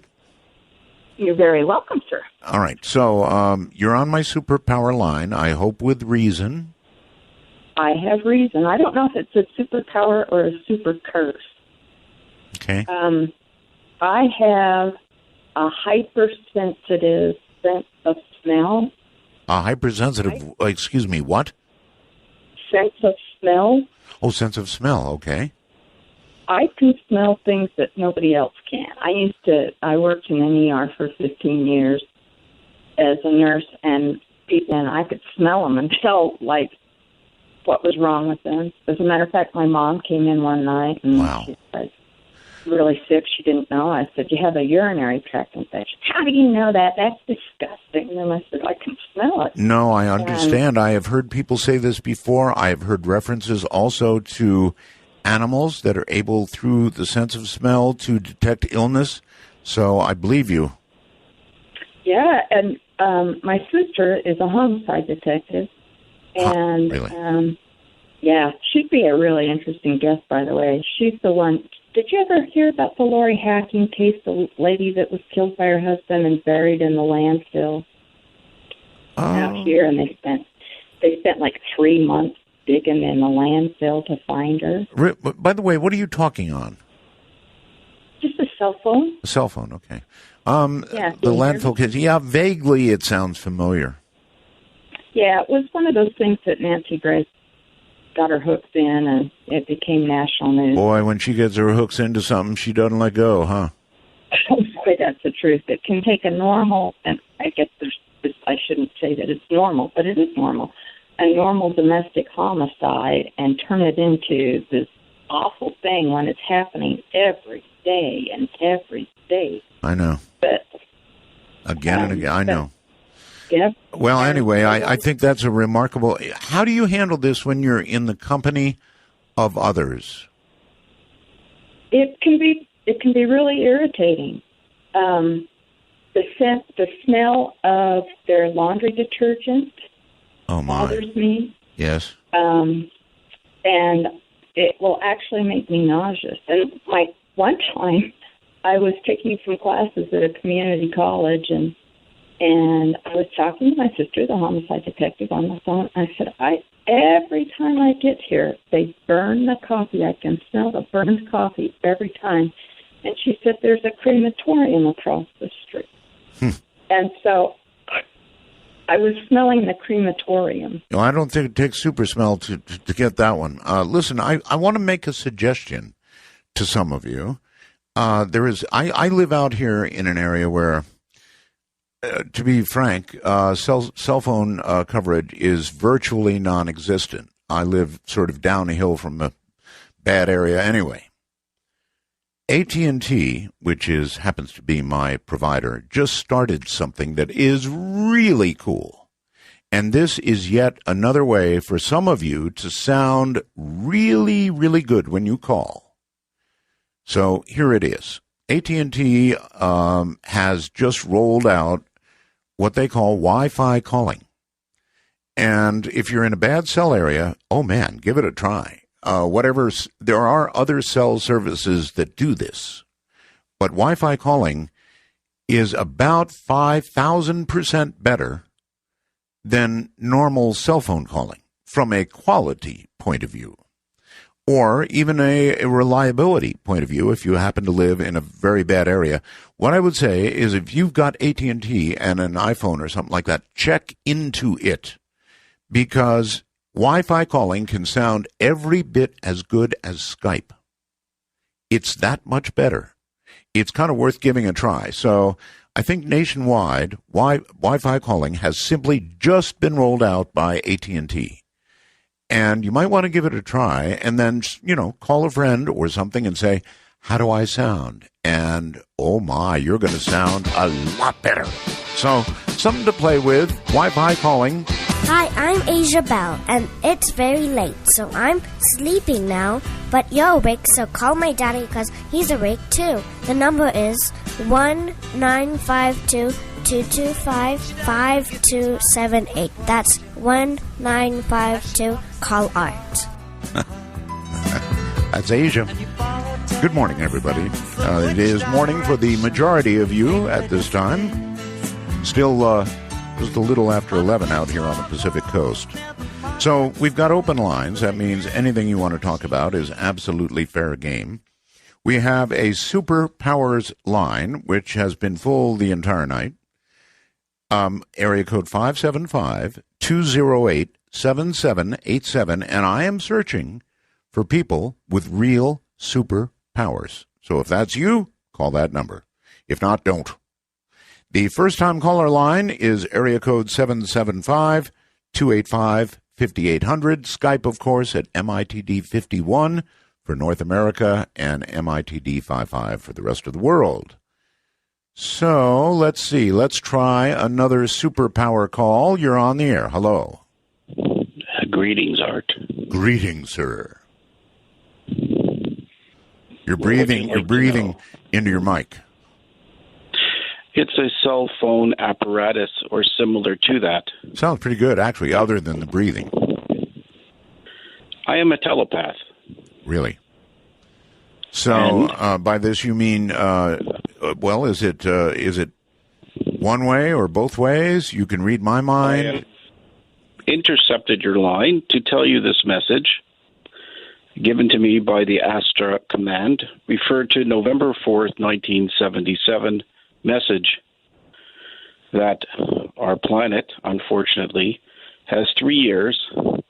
According to their previous message, it was not given an amount of time, but 3 years to either assume a more peaceful stance process or be disintegrated. So in 3 years, if we are not a more peaceful people, we will be disintegrated. Basically correct. Mm-hmm. Well, that's more generous, I must say. Species. Yeah, that's more generous than a lot of recent end dates that we've had. Usually they're about a week or two away. No. If you listen to their message, which was given on a television station in 1977, yes, they interrupted a television station. There are many people who can communicate with aliens, by the way. I know that may sound very strange and crazy. No, not on this show. But for most people, if you tell them that, I'm an ER doc, so if I told people that, I would be taken away, I think. You're an ER doctor? Yeah. And you don't mention this to your patients. There's a lot of people who are have tremendous amount of psychic power. I'm sure you know this. Well, I mean, that's why I opened the line, because I really did want to find these people. Well, I've had this since a little boy. I have seen people, well, I guess you call them ghosts, walking through walls, and used to drive my parents crazy, chasing imaginary people through our house when I was 4 and 5, and that type of stuff. I have some other things I can do also, which are not the greatest things to talk about, I guess. But I can see when somebody's going to die in advance. Really? Which is and I'm talking about days in advance. May I ask this? How do you, when you see that they're going to die, when you look at this person and you have decided they're going to die, it is by what is it you've seen that indicates that to you? It's a very good question. Yeah, it is. I'll give you an example. When I was 11 years old at a table sitting with my parents and a friend, and all of a sudden I saw a vision of this friend across from the table with blood all over his face, and his face was mangled. It lasted for about 5 seconds. And I told my mother that, and she sort of looked at me with like a horrified expression. Of course. Because anyways, about a week later, he had an accident at work, and that's how he died. Oh, my God. So it's not the greatest thing to have. I can also dream All right. Well, let me stop you at that one. Yeah. If you can predict somebody to have, a horrible accident like that, the next question is, can you stop it? Can you intervene? Can you say, look, I'm looking at you right now, and I'm telling you that within the next week or so. No? No, impossible. I'll tell you, I dreamt my son when he was 3 years old was going to fall down 15 stairs the next day. Yes. When I have dreams that are in color, they always come true. I told my wife, whatever you do, keep an eye on him. Do not let him out of your sight. He was standing right next to me the next day. The door to going down to the basement was closed, and I turned to the left. I looked somewhere. I turned to the right. He was 3. He disappeared. All of a sudden, I hear my wife screaming. She was downstairs in the basement. He went down 15 stairs, head over heels, not a scratch. Oh, my God. I mean, you can't prevent the future. I mean, at least our future. Well, then it must be very painful to see it and not be able to do anything about it. Well, it is extremely painful. Now, there are many people who are watching us, and it's often been talked about on your show and others. The watchers. That, yeah, they're watching us because we're at a critical stage. There are many people who can sort of figure out what's going on now. And there are aliens who are involved in the government. I have no doubt about that. In fact, I believe since 1963 they've been controlling the U.S. government, as crazy as that may sound. Tell Trump. But, well, you know, I mean, surely you see the changes that have occurred in society, you know, like... I do, and, you know, most people... There's a big fight going on. Yeah, I know. Most people think that society is... I don't know, optimists are all over the place. I am not an optimist. I don't see it that way. I see things right now as going the wrong way. I don't know how much worse it can get. You know, we've got our jets over Syria. Russians have their jets over Syria. This is not going to lead to good things. The Middle East is a mess. If you're a biblical scholar, you probably already know that that's the most likely place for it all to begin. I wish I could say that I see a fuller glass of water, but right now I see big trouble ahead. On the first-time caller line, you're on the air. Hello. Hey, Art, how's it going? Can you hear me all right? Yes, I hear you fine. Cool. I'm in Fort Collins, Colorado. My name is Todd, and I got turned on to you by my brother out in Southern California, so I just want to say I'm really excited that you're back on the air. Well, Been thank you. listening for about 3 years or so I'm kind of new to this, but I'm totally into it. Okay, are you listening on the internet or radio? I'm listening on TuneIn Radio because I can't get I don't listen. I just listen to my Apple phone and stuff like that. So I understand. We don't have a radio station locally that carries you. Okay. Yeah, as far as there's one in Aurora, but I don't know the name of it. Yeah, everybody should call their local station and request the show. Oh, yeah, I'm absolutely going to do that. There's one out of Fort Collins, or actually Wellington, I believe, that has one. Okay, badger them. So. Badger them. Say, absolutely. No, don't badger them. Be kind. No, I think they need to do it. It's a local station, and it's definitely, it's the best thing to listen to. But I have a quick story, if you don't mind. Yes. Go right ahead. Okay, so I don't really consider it a superpower, but I've always had a kind of a psychic intuition. And one of the most crazy experiences that I ever had with this was a dream. And it happened to be the Kansas City Chiefs player that had killed himself a few years back. My girlfriend works late at night, and she came home. She woke me up. I passed out on the couch. Just crawled into bed. Had a late night. The next morning, she woke me up, and she was all concerned. And she had listened to it on ESPN. And she's like, she woke me up. She was like, "Hey, did you see?" And I stopped her right away. She woke me up out of I'm in bed. Yes. And I'm like, oh, yeah, I know. That Kansas City Chiefs player killed himself and his girlfriend. And she just, totally looked like, couldn't even believe what I had said. And she's like, how did you know that? And I said, well, I had a dream about it last night. Or I think I saw it on the ESPN, the crawler. And she's like, no, that didn't happen until 7 this morning. So I got up immediately. I went and sat at the kitchen table. I flipped open my iPad and immediately had the most intense deja vu I've ever experienced, where I was in that moment, in my dream.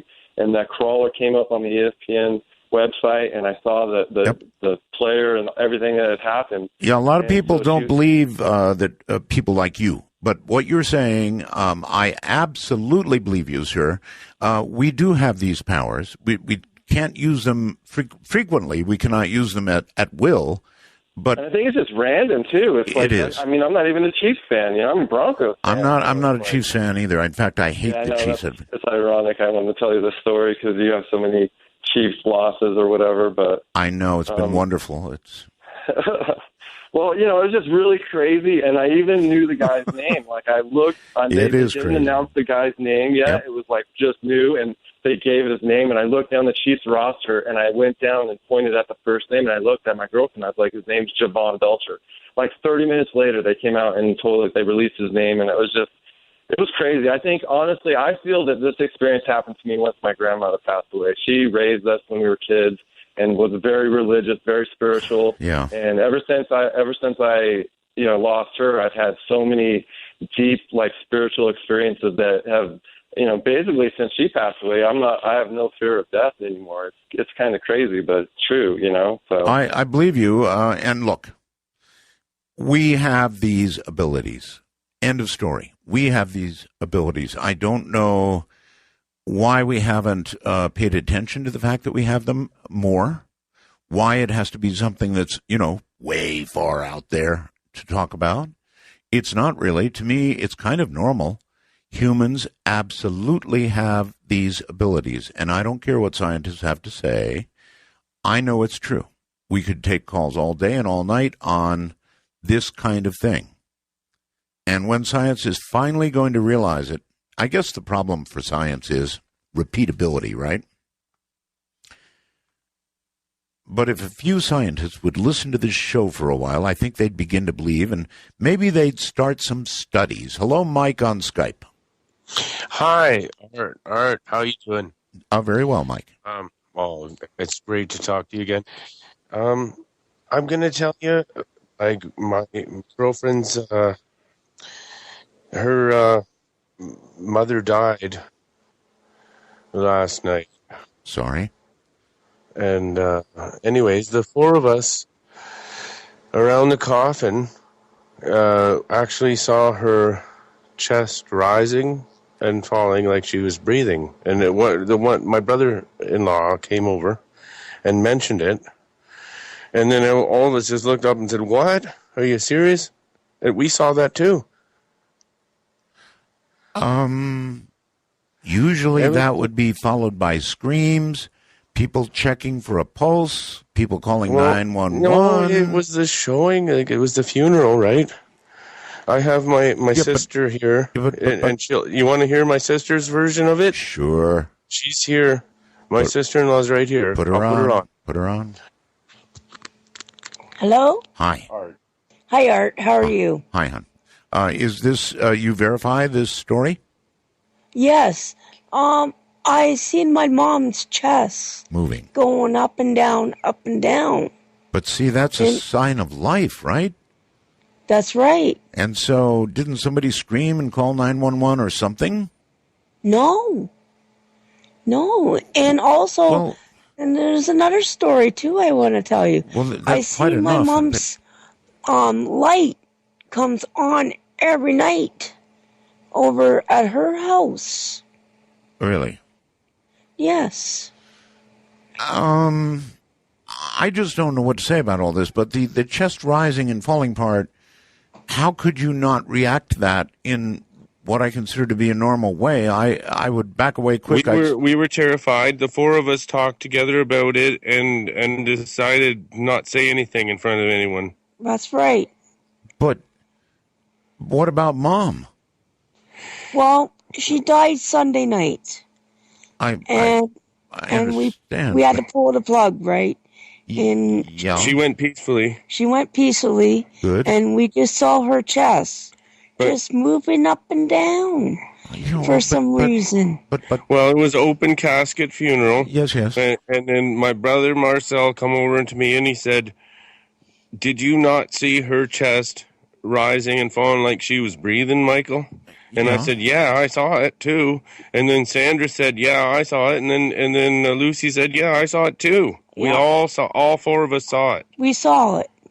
Okay. Yes. Well, that's worse, really. I mean, if 4 of you saw it, again, that's a sign of life. It is. Yeah, we asked her to show us. Didn't it feel like upsetting we when the asked her to pallbearers come back and show us carried her that away? she's still there Yeah. when she passes? We asked her to show us a sign. Well, that's a sign, all right. And she did. All right. Thank you very much for the call. I don't know about that. I mean, I've got 2 people on the line telling me the same thing. A total of 4 people witnessing a chest rising and falling after supposed death, right? In the casket, right? That doesn't seem to me to be a reaction that computes. Whew. Wow. Gardnerville, hi. On my superpower line, you are on the air. Hi. Yeah, Art, I had a couple times, I had traveled with another person, but with our eyes were closed. One time I was at this meeting, a spiritual meeting, and they said, close your eyes, see what you see, hear what you hear. And so I did, and I saw this group of men sitting in a circle, and they said, oh, my God, where have you been? I haven't seen you in a long time. And I could see it perfectly clear. My eyes were closed. And they said, just remember, all is one, all is one. So I went home. A friend called. He said he was coming over. He had something to tell me. And when he got there, he said he was laying at home, and he saw the 6 men in the circle. He heard them say, all is one. He saw the same thing I did. And I had proof because at the meeting they told us to write down what we saw. Yes. And write down what we heard. So, and he saw it, he heard it. So then we thought, well, I wonder if we could do this at will. Yes. So we went to this mountain. We sat down. We closed our eyes. And when when my eyes were closed, I could see him. It was like a cave.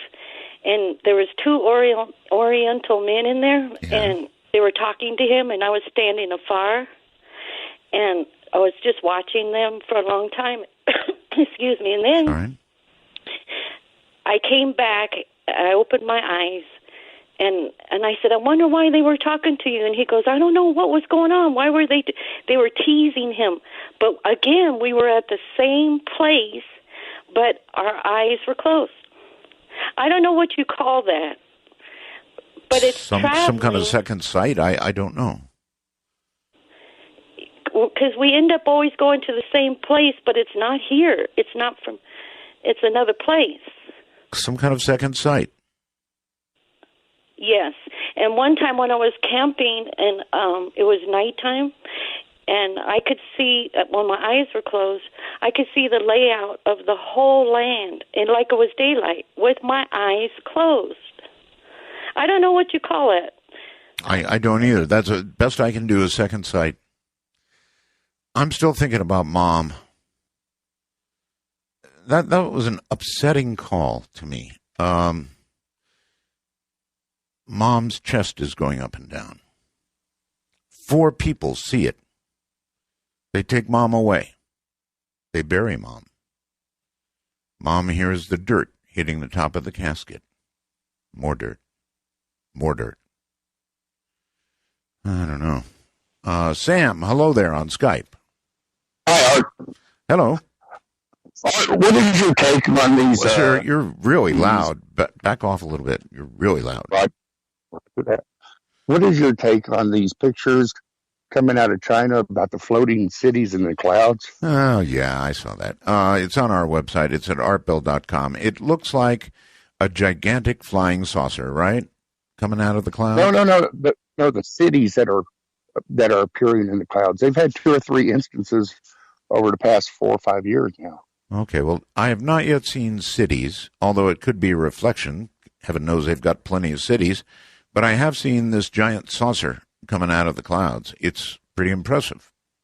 Roger that. I know the picture that you're talking about. That's not what I'm talking about. It's not the one. They've actually got 2 or 3 different instances now where they have taken video and picture of, it looks like a mirage, But wow, what a detailed, non-fluttery mirage. Yeah. Well, that's probably what it is, some kind of mirage. I mean, we know we don't have cities in the clouds, right? Not in this dimension. Right. So I would think that it's some sort of reflection. I have no, I can't answer your question really. But fair enough. Just thought I'd ask. Hello to Belgab. All right. Yes, hello to Belgab. Let's see. Hello there. You're on the air on my superpower line. Hey, Art, this is Rob somewhere in Texas. How are you doing? Doing well, sir. What I wanted to tell you about was my superpower is, and I'm really just recently learning more and more of what it is, but for since I was real young, I would constantly just kind of know something was about to happen, especially driving. I used to race around Dallas, drag racing on motorcycles like a crazy person, and at least 3 different occasions, we'd be racing down the street, car pull out, and I would slow down way before it happened. 2 of my friends went to the hospital, but just constantly, I don't see it. I don't see the car coming. I don't know that something, but I just know something's going to happen, and I pull out of whatever situation. I get out of that lane or...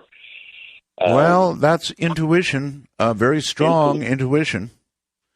I guess you could call that a superpower. I guess that qualifies. And not only that, but it's probably kept you alive. Well, amen. Most recently, I, started learning I've been studying a ton of stuff. I hurt my leg. I worked offshore on an oil exploration rig. Yes, sir. Hurt the back of my head. Went to the doctor. They couldn't figure out what it was. And then decided through my own research, basically learned how to, I went to the doctor, and this is what I want instead of all these antibiotics, which the antibiotics weren't working. But they started giving me some different steroid shots and whatever. Anyways, it fixed it. Me telling them how to fix it somehow. And I'm not a doctor, obviously. But it just, but anyways, wouldn't heal. So I started studying about why I'm not healing, why I've been gaining weight a bunch the last couple of years. And it's why most people in America are overweight is because they figured out on us the human domain, mastering the human domain on us. But food, they figured out in the 60s, 50s, and 60s of what, when you put it in your mouth and you tasted some kind of sweet or fat or whatever, it would ping the top of your head and make you want to just basically keep eating until you just almost blow up. And what I realized recently is the fact that... Are you, sir, in danger of blowing up? No, actually, I've lost about 60 pounds in the last 6 months. Okay. Just basically not eating sugar. Okay. Well, you're deflating, and sugar is not that good for you anyway. Of all the things that they have determined, they have recently determined probably the worst thing for you is sugar.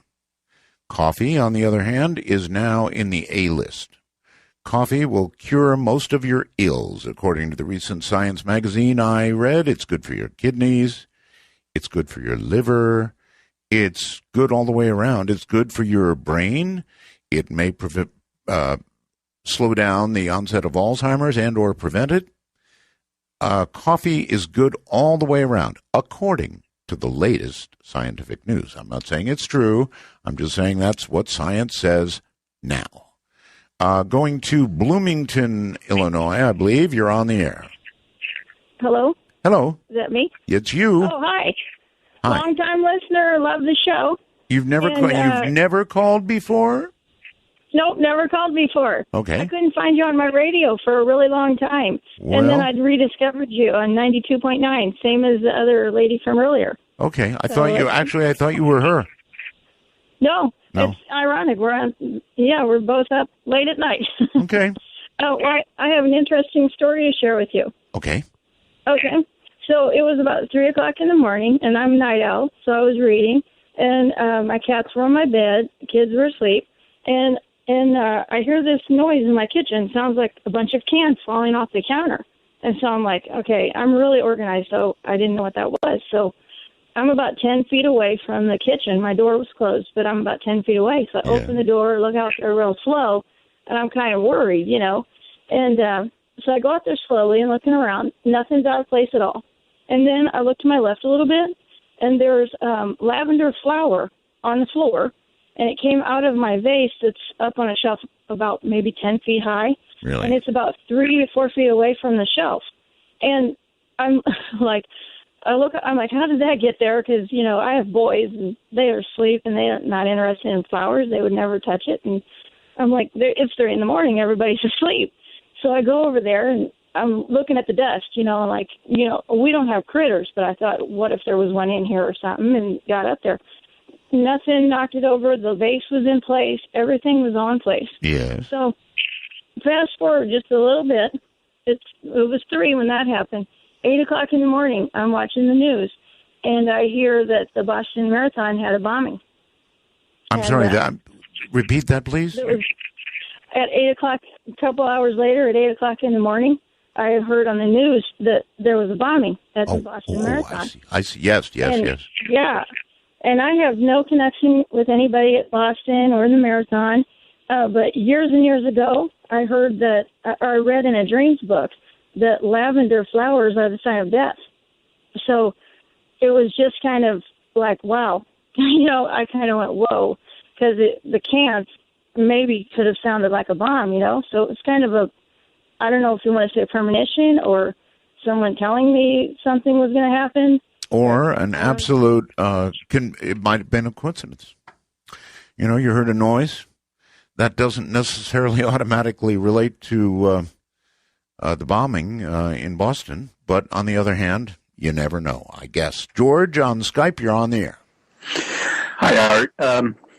I have a story for you about an actual death experience. Yeah, I'm actually still worried about Mom's chest going up and down. God, I don't blame you there. Yeah, really humorous. But this story, it happened to me when I was a teenager, and while sleeping one night, I had a dream, and I've come to think that this dream was a past life death. Really? And how did you die? The dream began with me standing at the end of a ship's plank, and I could see who I assume was the leader of the ship. Oh man, you were made to walk the plank? Yeah, I think so. I think I was made to walk the plank. The leader of the ship was there, and man, at the end of the plank, what a way to go! And all the rest of the pirates were on deck. And were your hands tied? I don't know. Must have been. Maybe. All right, hold on, sir. We're at a break. I don't get too many walk the plank stories, so we'll hold over for this one. What a way to die. You walk the plank. Normally, they would tie your hands behind your back and maybe a little sack of something, sand or stones or something, so you go straight down. I mean, otherwise, you swim. I'm Art Bell, and this is Midnight. Back on the air again. Okay, hi, Bart. You were on the air, right? Yes. Yes, right. Okay, continue. Okay, so I'm standing at the end of the plank. About to walk it, yes. And you know what you said about hands being tied behind your back and yes. weighted? I would think, Makes yes. sense. I didn't realize that in the dream, but when I hit the water, I did just sink. Well, sure, because you just go straight down. And I always assumed that it was kind of like because we were in the middle of the ocean and there's no reason to tread water, just... No, I mean, if you're a swimmer, I mean, you're going to go down, but then you're going to pop back up again. Of course, not with a bag of rocks tied around your feet. So anyway, I could see myself sinking. Yeah. But then shortly thereafter, I was rising. And I rose above the water and saw everyone on the ship. Really? It seemed like to be a very solemn type of thing. And I got the impression that I was one of the pirates and that I must have done something to offend the captain, something bad. But something legal? Probably not. But kidding. You'd be offended by something legal. And I got the impression that some of the pirates weren't happy that I was being killed this way. Oh, well, that leaves something to be, well, I don't know, happy about, but... Yeah. So anyway, I rose up and up and up, and eventually I kind of saw the earth more or less dissolve underneath me. Wow. And then there was nothing but blackness. Yeah. And way off in the distance, I did, like maybe by turning around or something, I did see some little piece of light. And so I thought, well, I'll head that way. I don't know what else to do. Right. And I don't know if I was heading that way on purpose or if I was being drawn to it. One way or another, that's where I was going. Yes. And as I got closer to this point of light, it resolved to be many points of light orbiting or going around this big ball of light. Okay. And as I got closer and sort of I kind of realized that I was also a point of light, and these other points of lights were other people. And I couldn't understand, but I could hear other people talking, and just basically reacting to being in the situation. And anyway, as I was going around with all these other points of light surrounding this big ball of light, I kind of figured out that, oh, okay, these must be other dying people, and that big ball of light must be God, and I'm not ready to meet my maker. I've been a pirate. I didn't think I had led a good life, and so I just out of fear or something, I just decided to dive downwards. Okay. And when I did that, I got stuck in like a whirlpool type thing, and it just was like a vortex. Like a womb? Well, that's what I think is going down that vortex was what brought me back into this life. And do you remember your birth? No. No. I don't remember anything All right, after so that. maybe that's how it works. Maybe that's how reincarnation works. You walk the plank, you buzz around some lights, you're in the womb again. This time as who knows what. Let's go to our Superpowers line and say hello. You're on the air. Hello, Art. Oh my goodness, what a pleasure and to talk to you. Anyway, I've been a long time listener and a first time caller. I've remembered that the first time I listened to the show when a guy was flying over Area 51 and got shut down. And long time ago. Yes, so it's been a long time. Now, you're on my superpower line. You know that, right? Yes. Yes. Yes. So since I remember, I've been able to remember things since I was about a few months old, and including memories of my thoughts.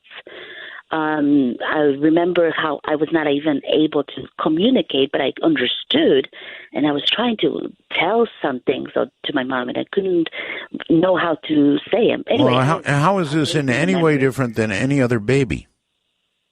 Well, apparently, other people, I've been talking to many people, and apparently they're not able to remember all the way, and including thoughts of a baby, of an infant, of trying to understand what mother is communicating or saying. So that's apparently it's quite unusual. Also, do you remember laying there having your diaper changed? Yes. You and the feeling of the dirty diaper. Really? Yeah. Okay. And you remember drinking from a bottle? Yeah. Actually, I remember that my mom breastfeeding me. So you remember breastfeeding? Well, this is pretty good, actually. Yeah, pretty good. Well, also, when I was in kindergarten, I was eating with utensils, of course, and I've been playing with one of my utensils, a fork, and I kind of noticed that the fork is bending quite easily. And I showed it to my friend of mine, and my friend, she tried it on hers, but she couldn't, and I ended up actually breaking my fork. So I tried on hers, and it was pretty easy too. Of course, other kids noticed it. And now you mentioned this is in kindergarten. Is that right? Yes, in kindergarten. And I was in kindergarten, and I ended up breaking several utensils and getting in huge trouble. And my mom had to buy utensils to this. Yeah, and then she told me never, ever, ever do that again. So I have not been able to do that since then. Well, you know what? You should give it a try as an adult. Yeah, I tried it, but somehow I don't know how I did that. I tried it, but I have not been successful since then. Also, I'm able to speak to clouds and make excuse me, rain. You're able to speak to clouds? Clouds? Clouds make them rain or. Now that's quite a talent. Now, what do you say to a cloud? It's a way of communication through my head, through my mind, and basically being part of it. And it's sort of like I'm not really asking. I'm sort of telling them, okay, this is what I like to do, and this is what's going to happen. So, yes, at first, when I was a teenager, when my parents had to ask me to do some gardening and things like that outside, and I didn't want to, I would talk to the rain to have it rain, for example, and I didn't have to do it at that time or something like that. So it was kind of fun. But then later on, I kind of realized and then also started listening to you. And I'm like, you know what? I really don't know if I want to be changing and playing with Mother Nature. So I kind of don't want to do that. So you followed my example. Yeah. So I kind of like, you know what? I'm not sure what I'm doing for sure. So I'll let nature be what you haven't been screwing around with Southern California, have you? No, actually, no. That's not you. Yeah, no, that's me. Sorry. All right. Thank you very much. So there's somebody who can make it rain, she says. Michael, hello on Skype. Yeah, good morning, Art. Good morning, sir.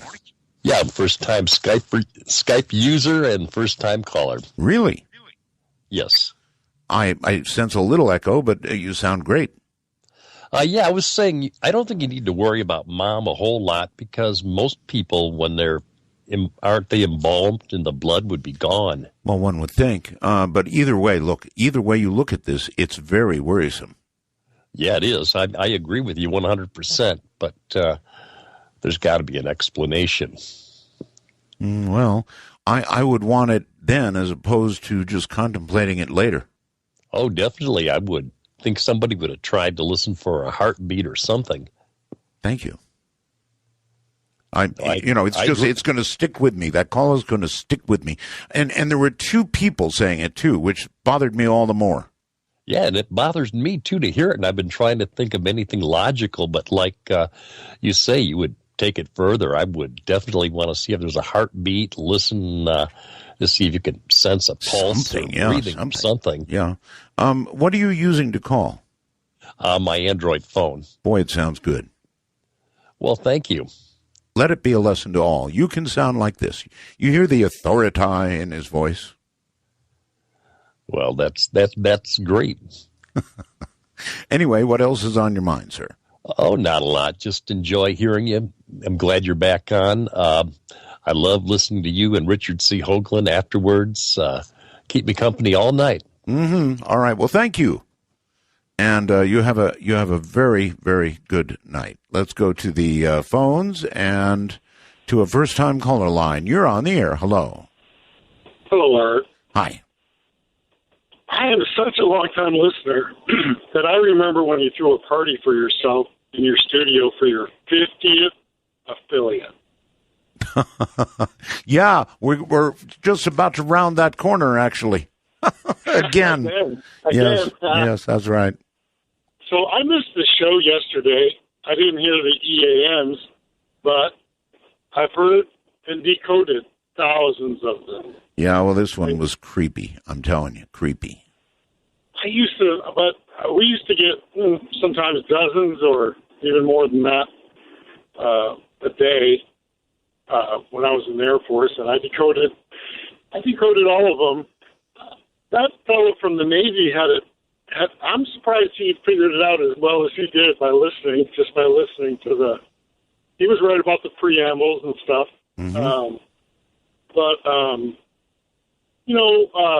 It must have been pretty scary to hear because, I mean, they're just standard preambles and then rambling characters after that. Right. Well, rambling is right. And you know what scares me is the state of the world right now, in my estimation, is scarier than it's been in our lifetimes.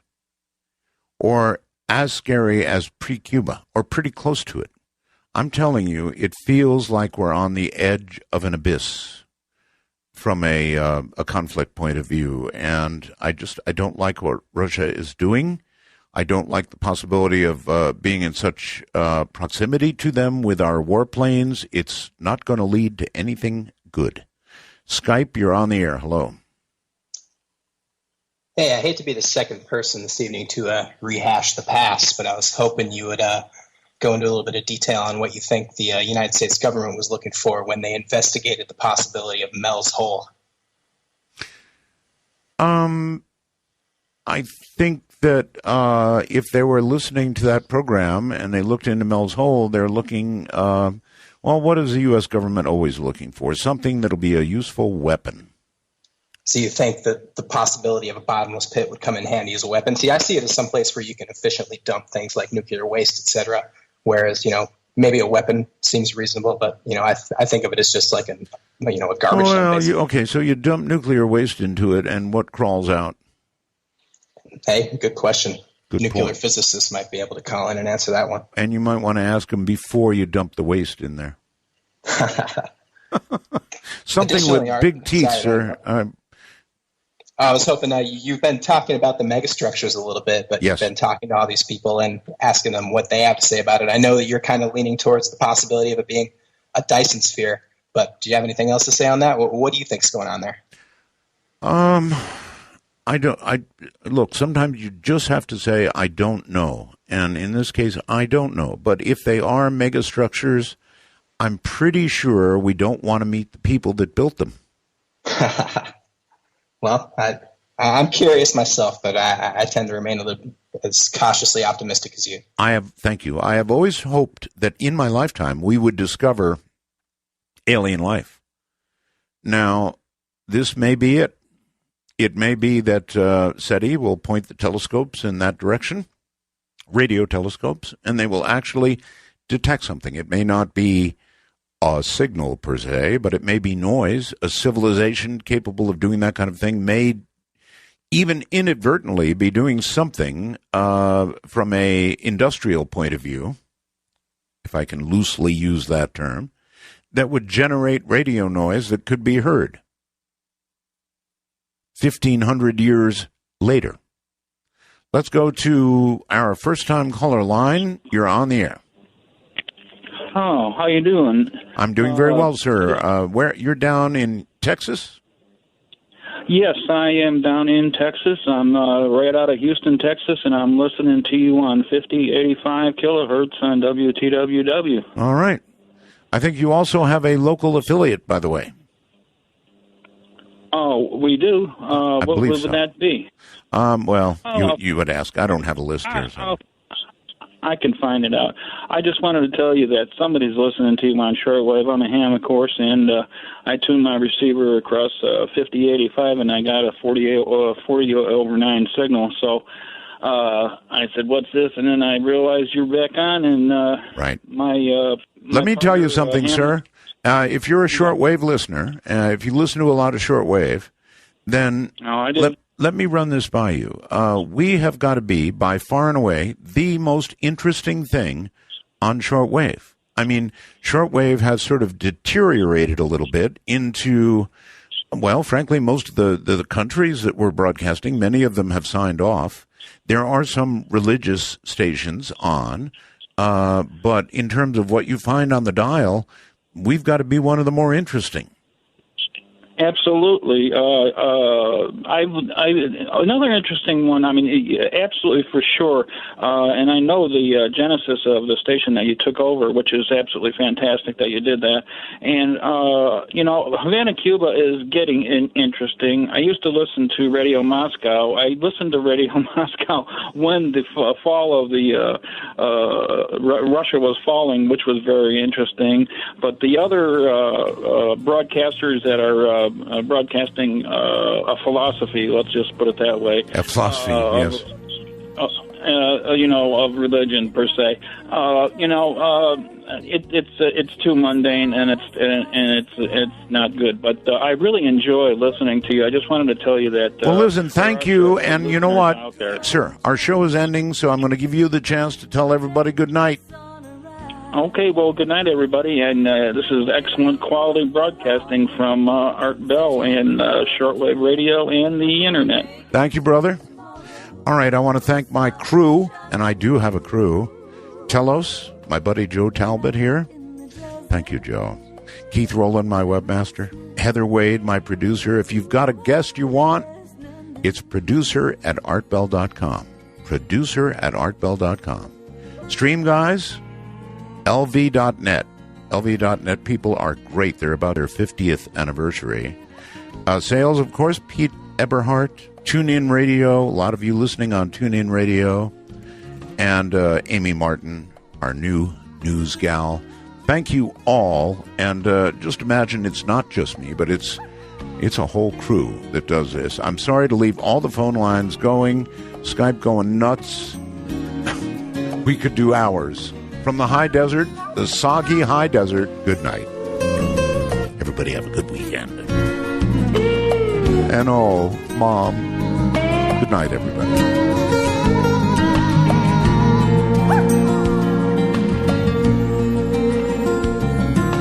Midnight in the desert, and there's wisdom in the air.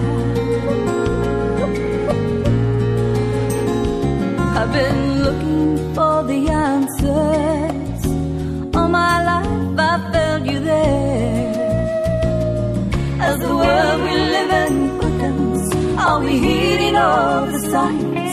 Have we lost our intuition? Are we running out of time? Midnight in the desert,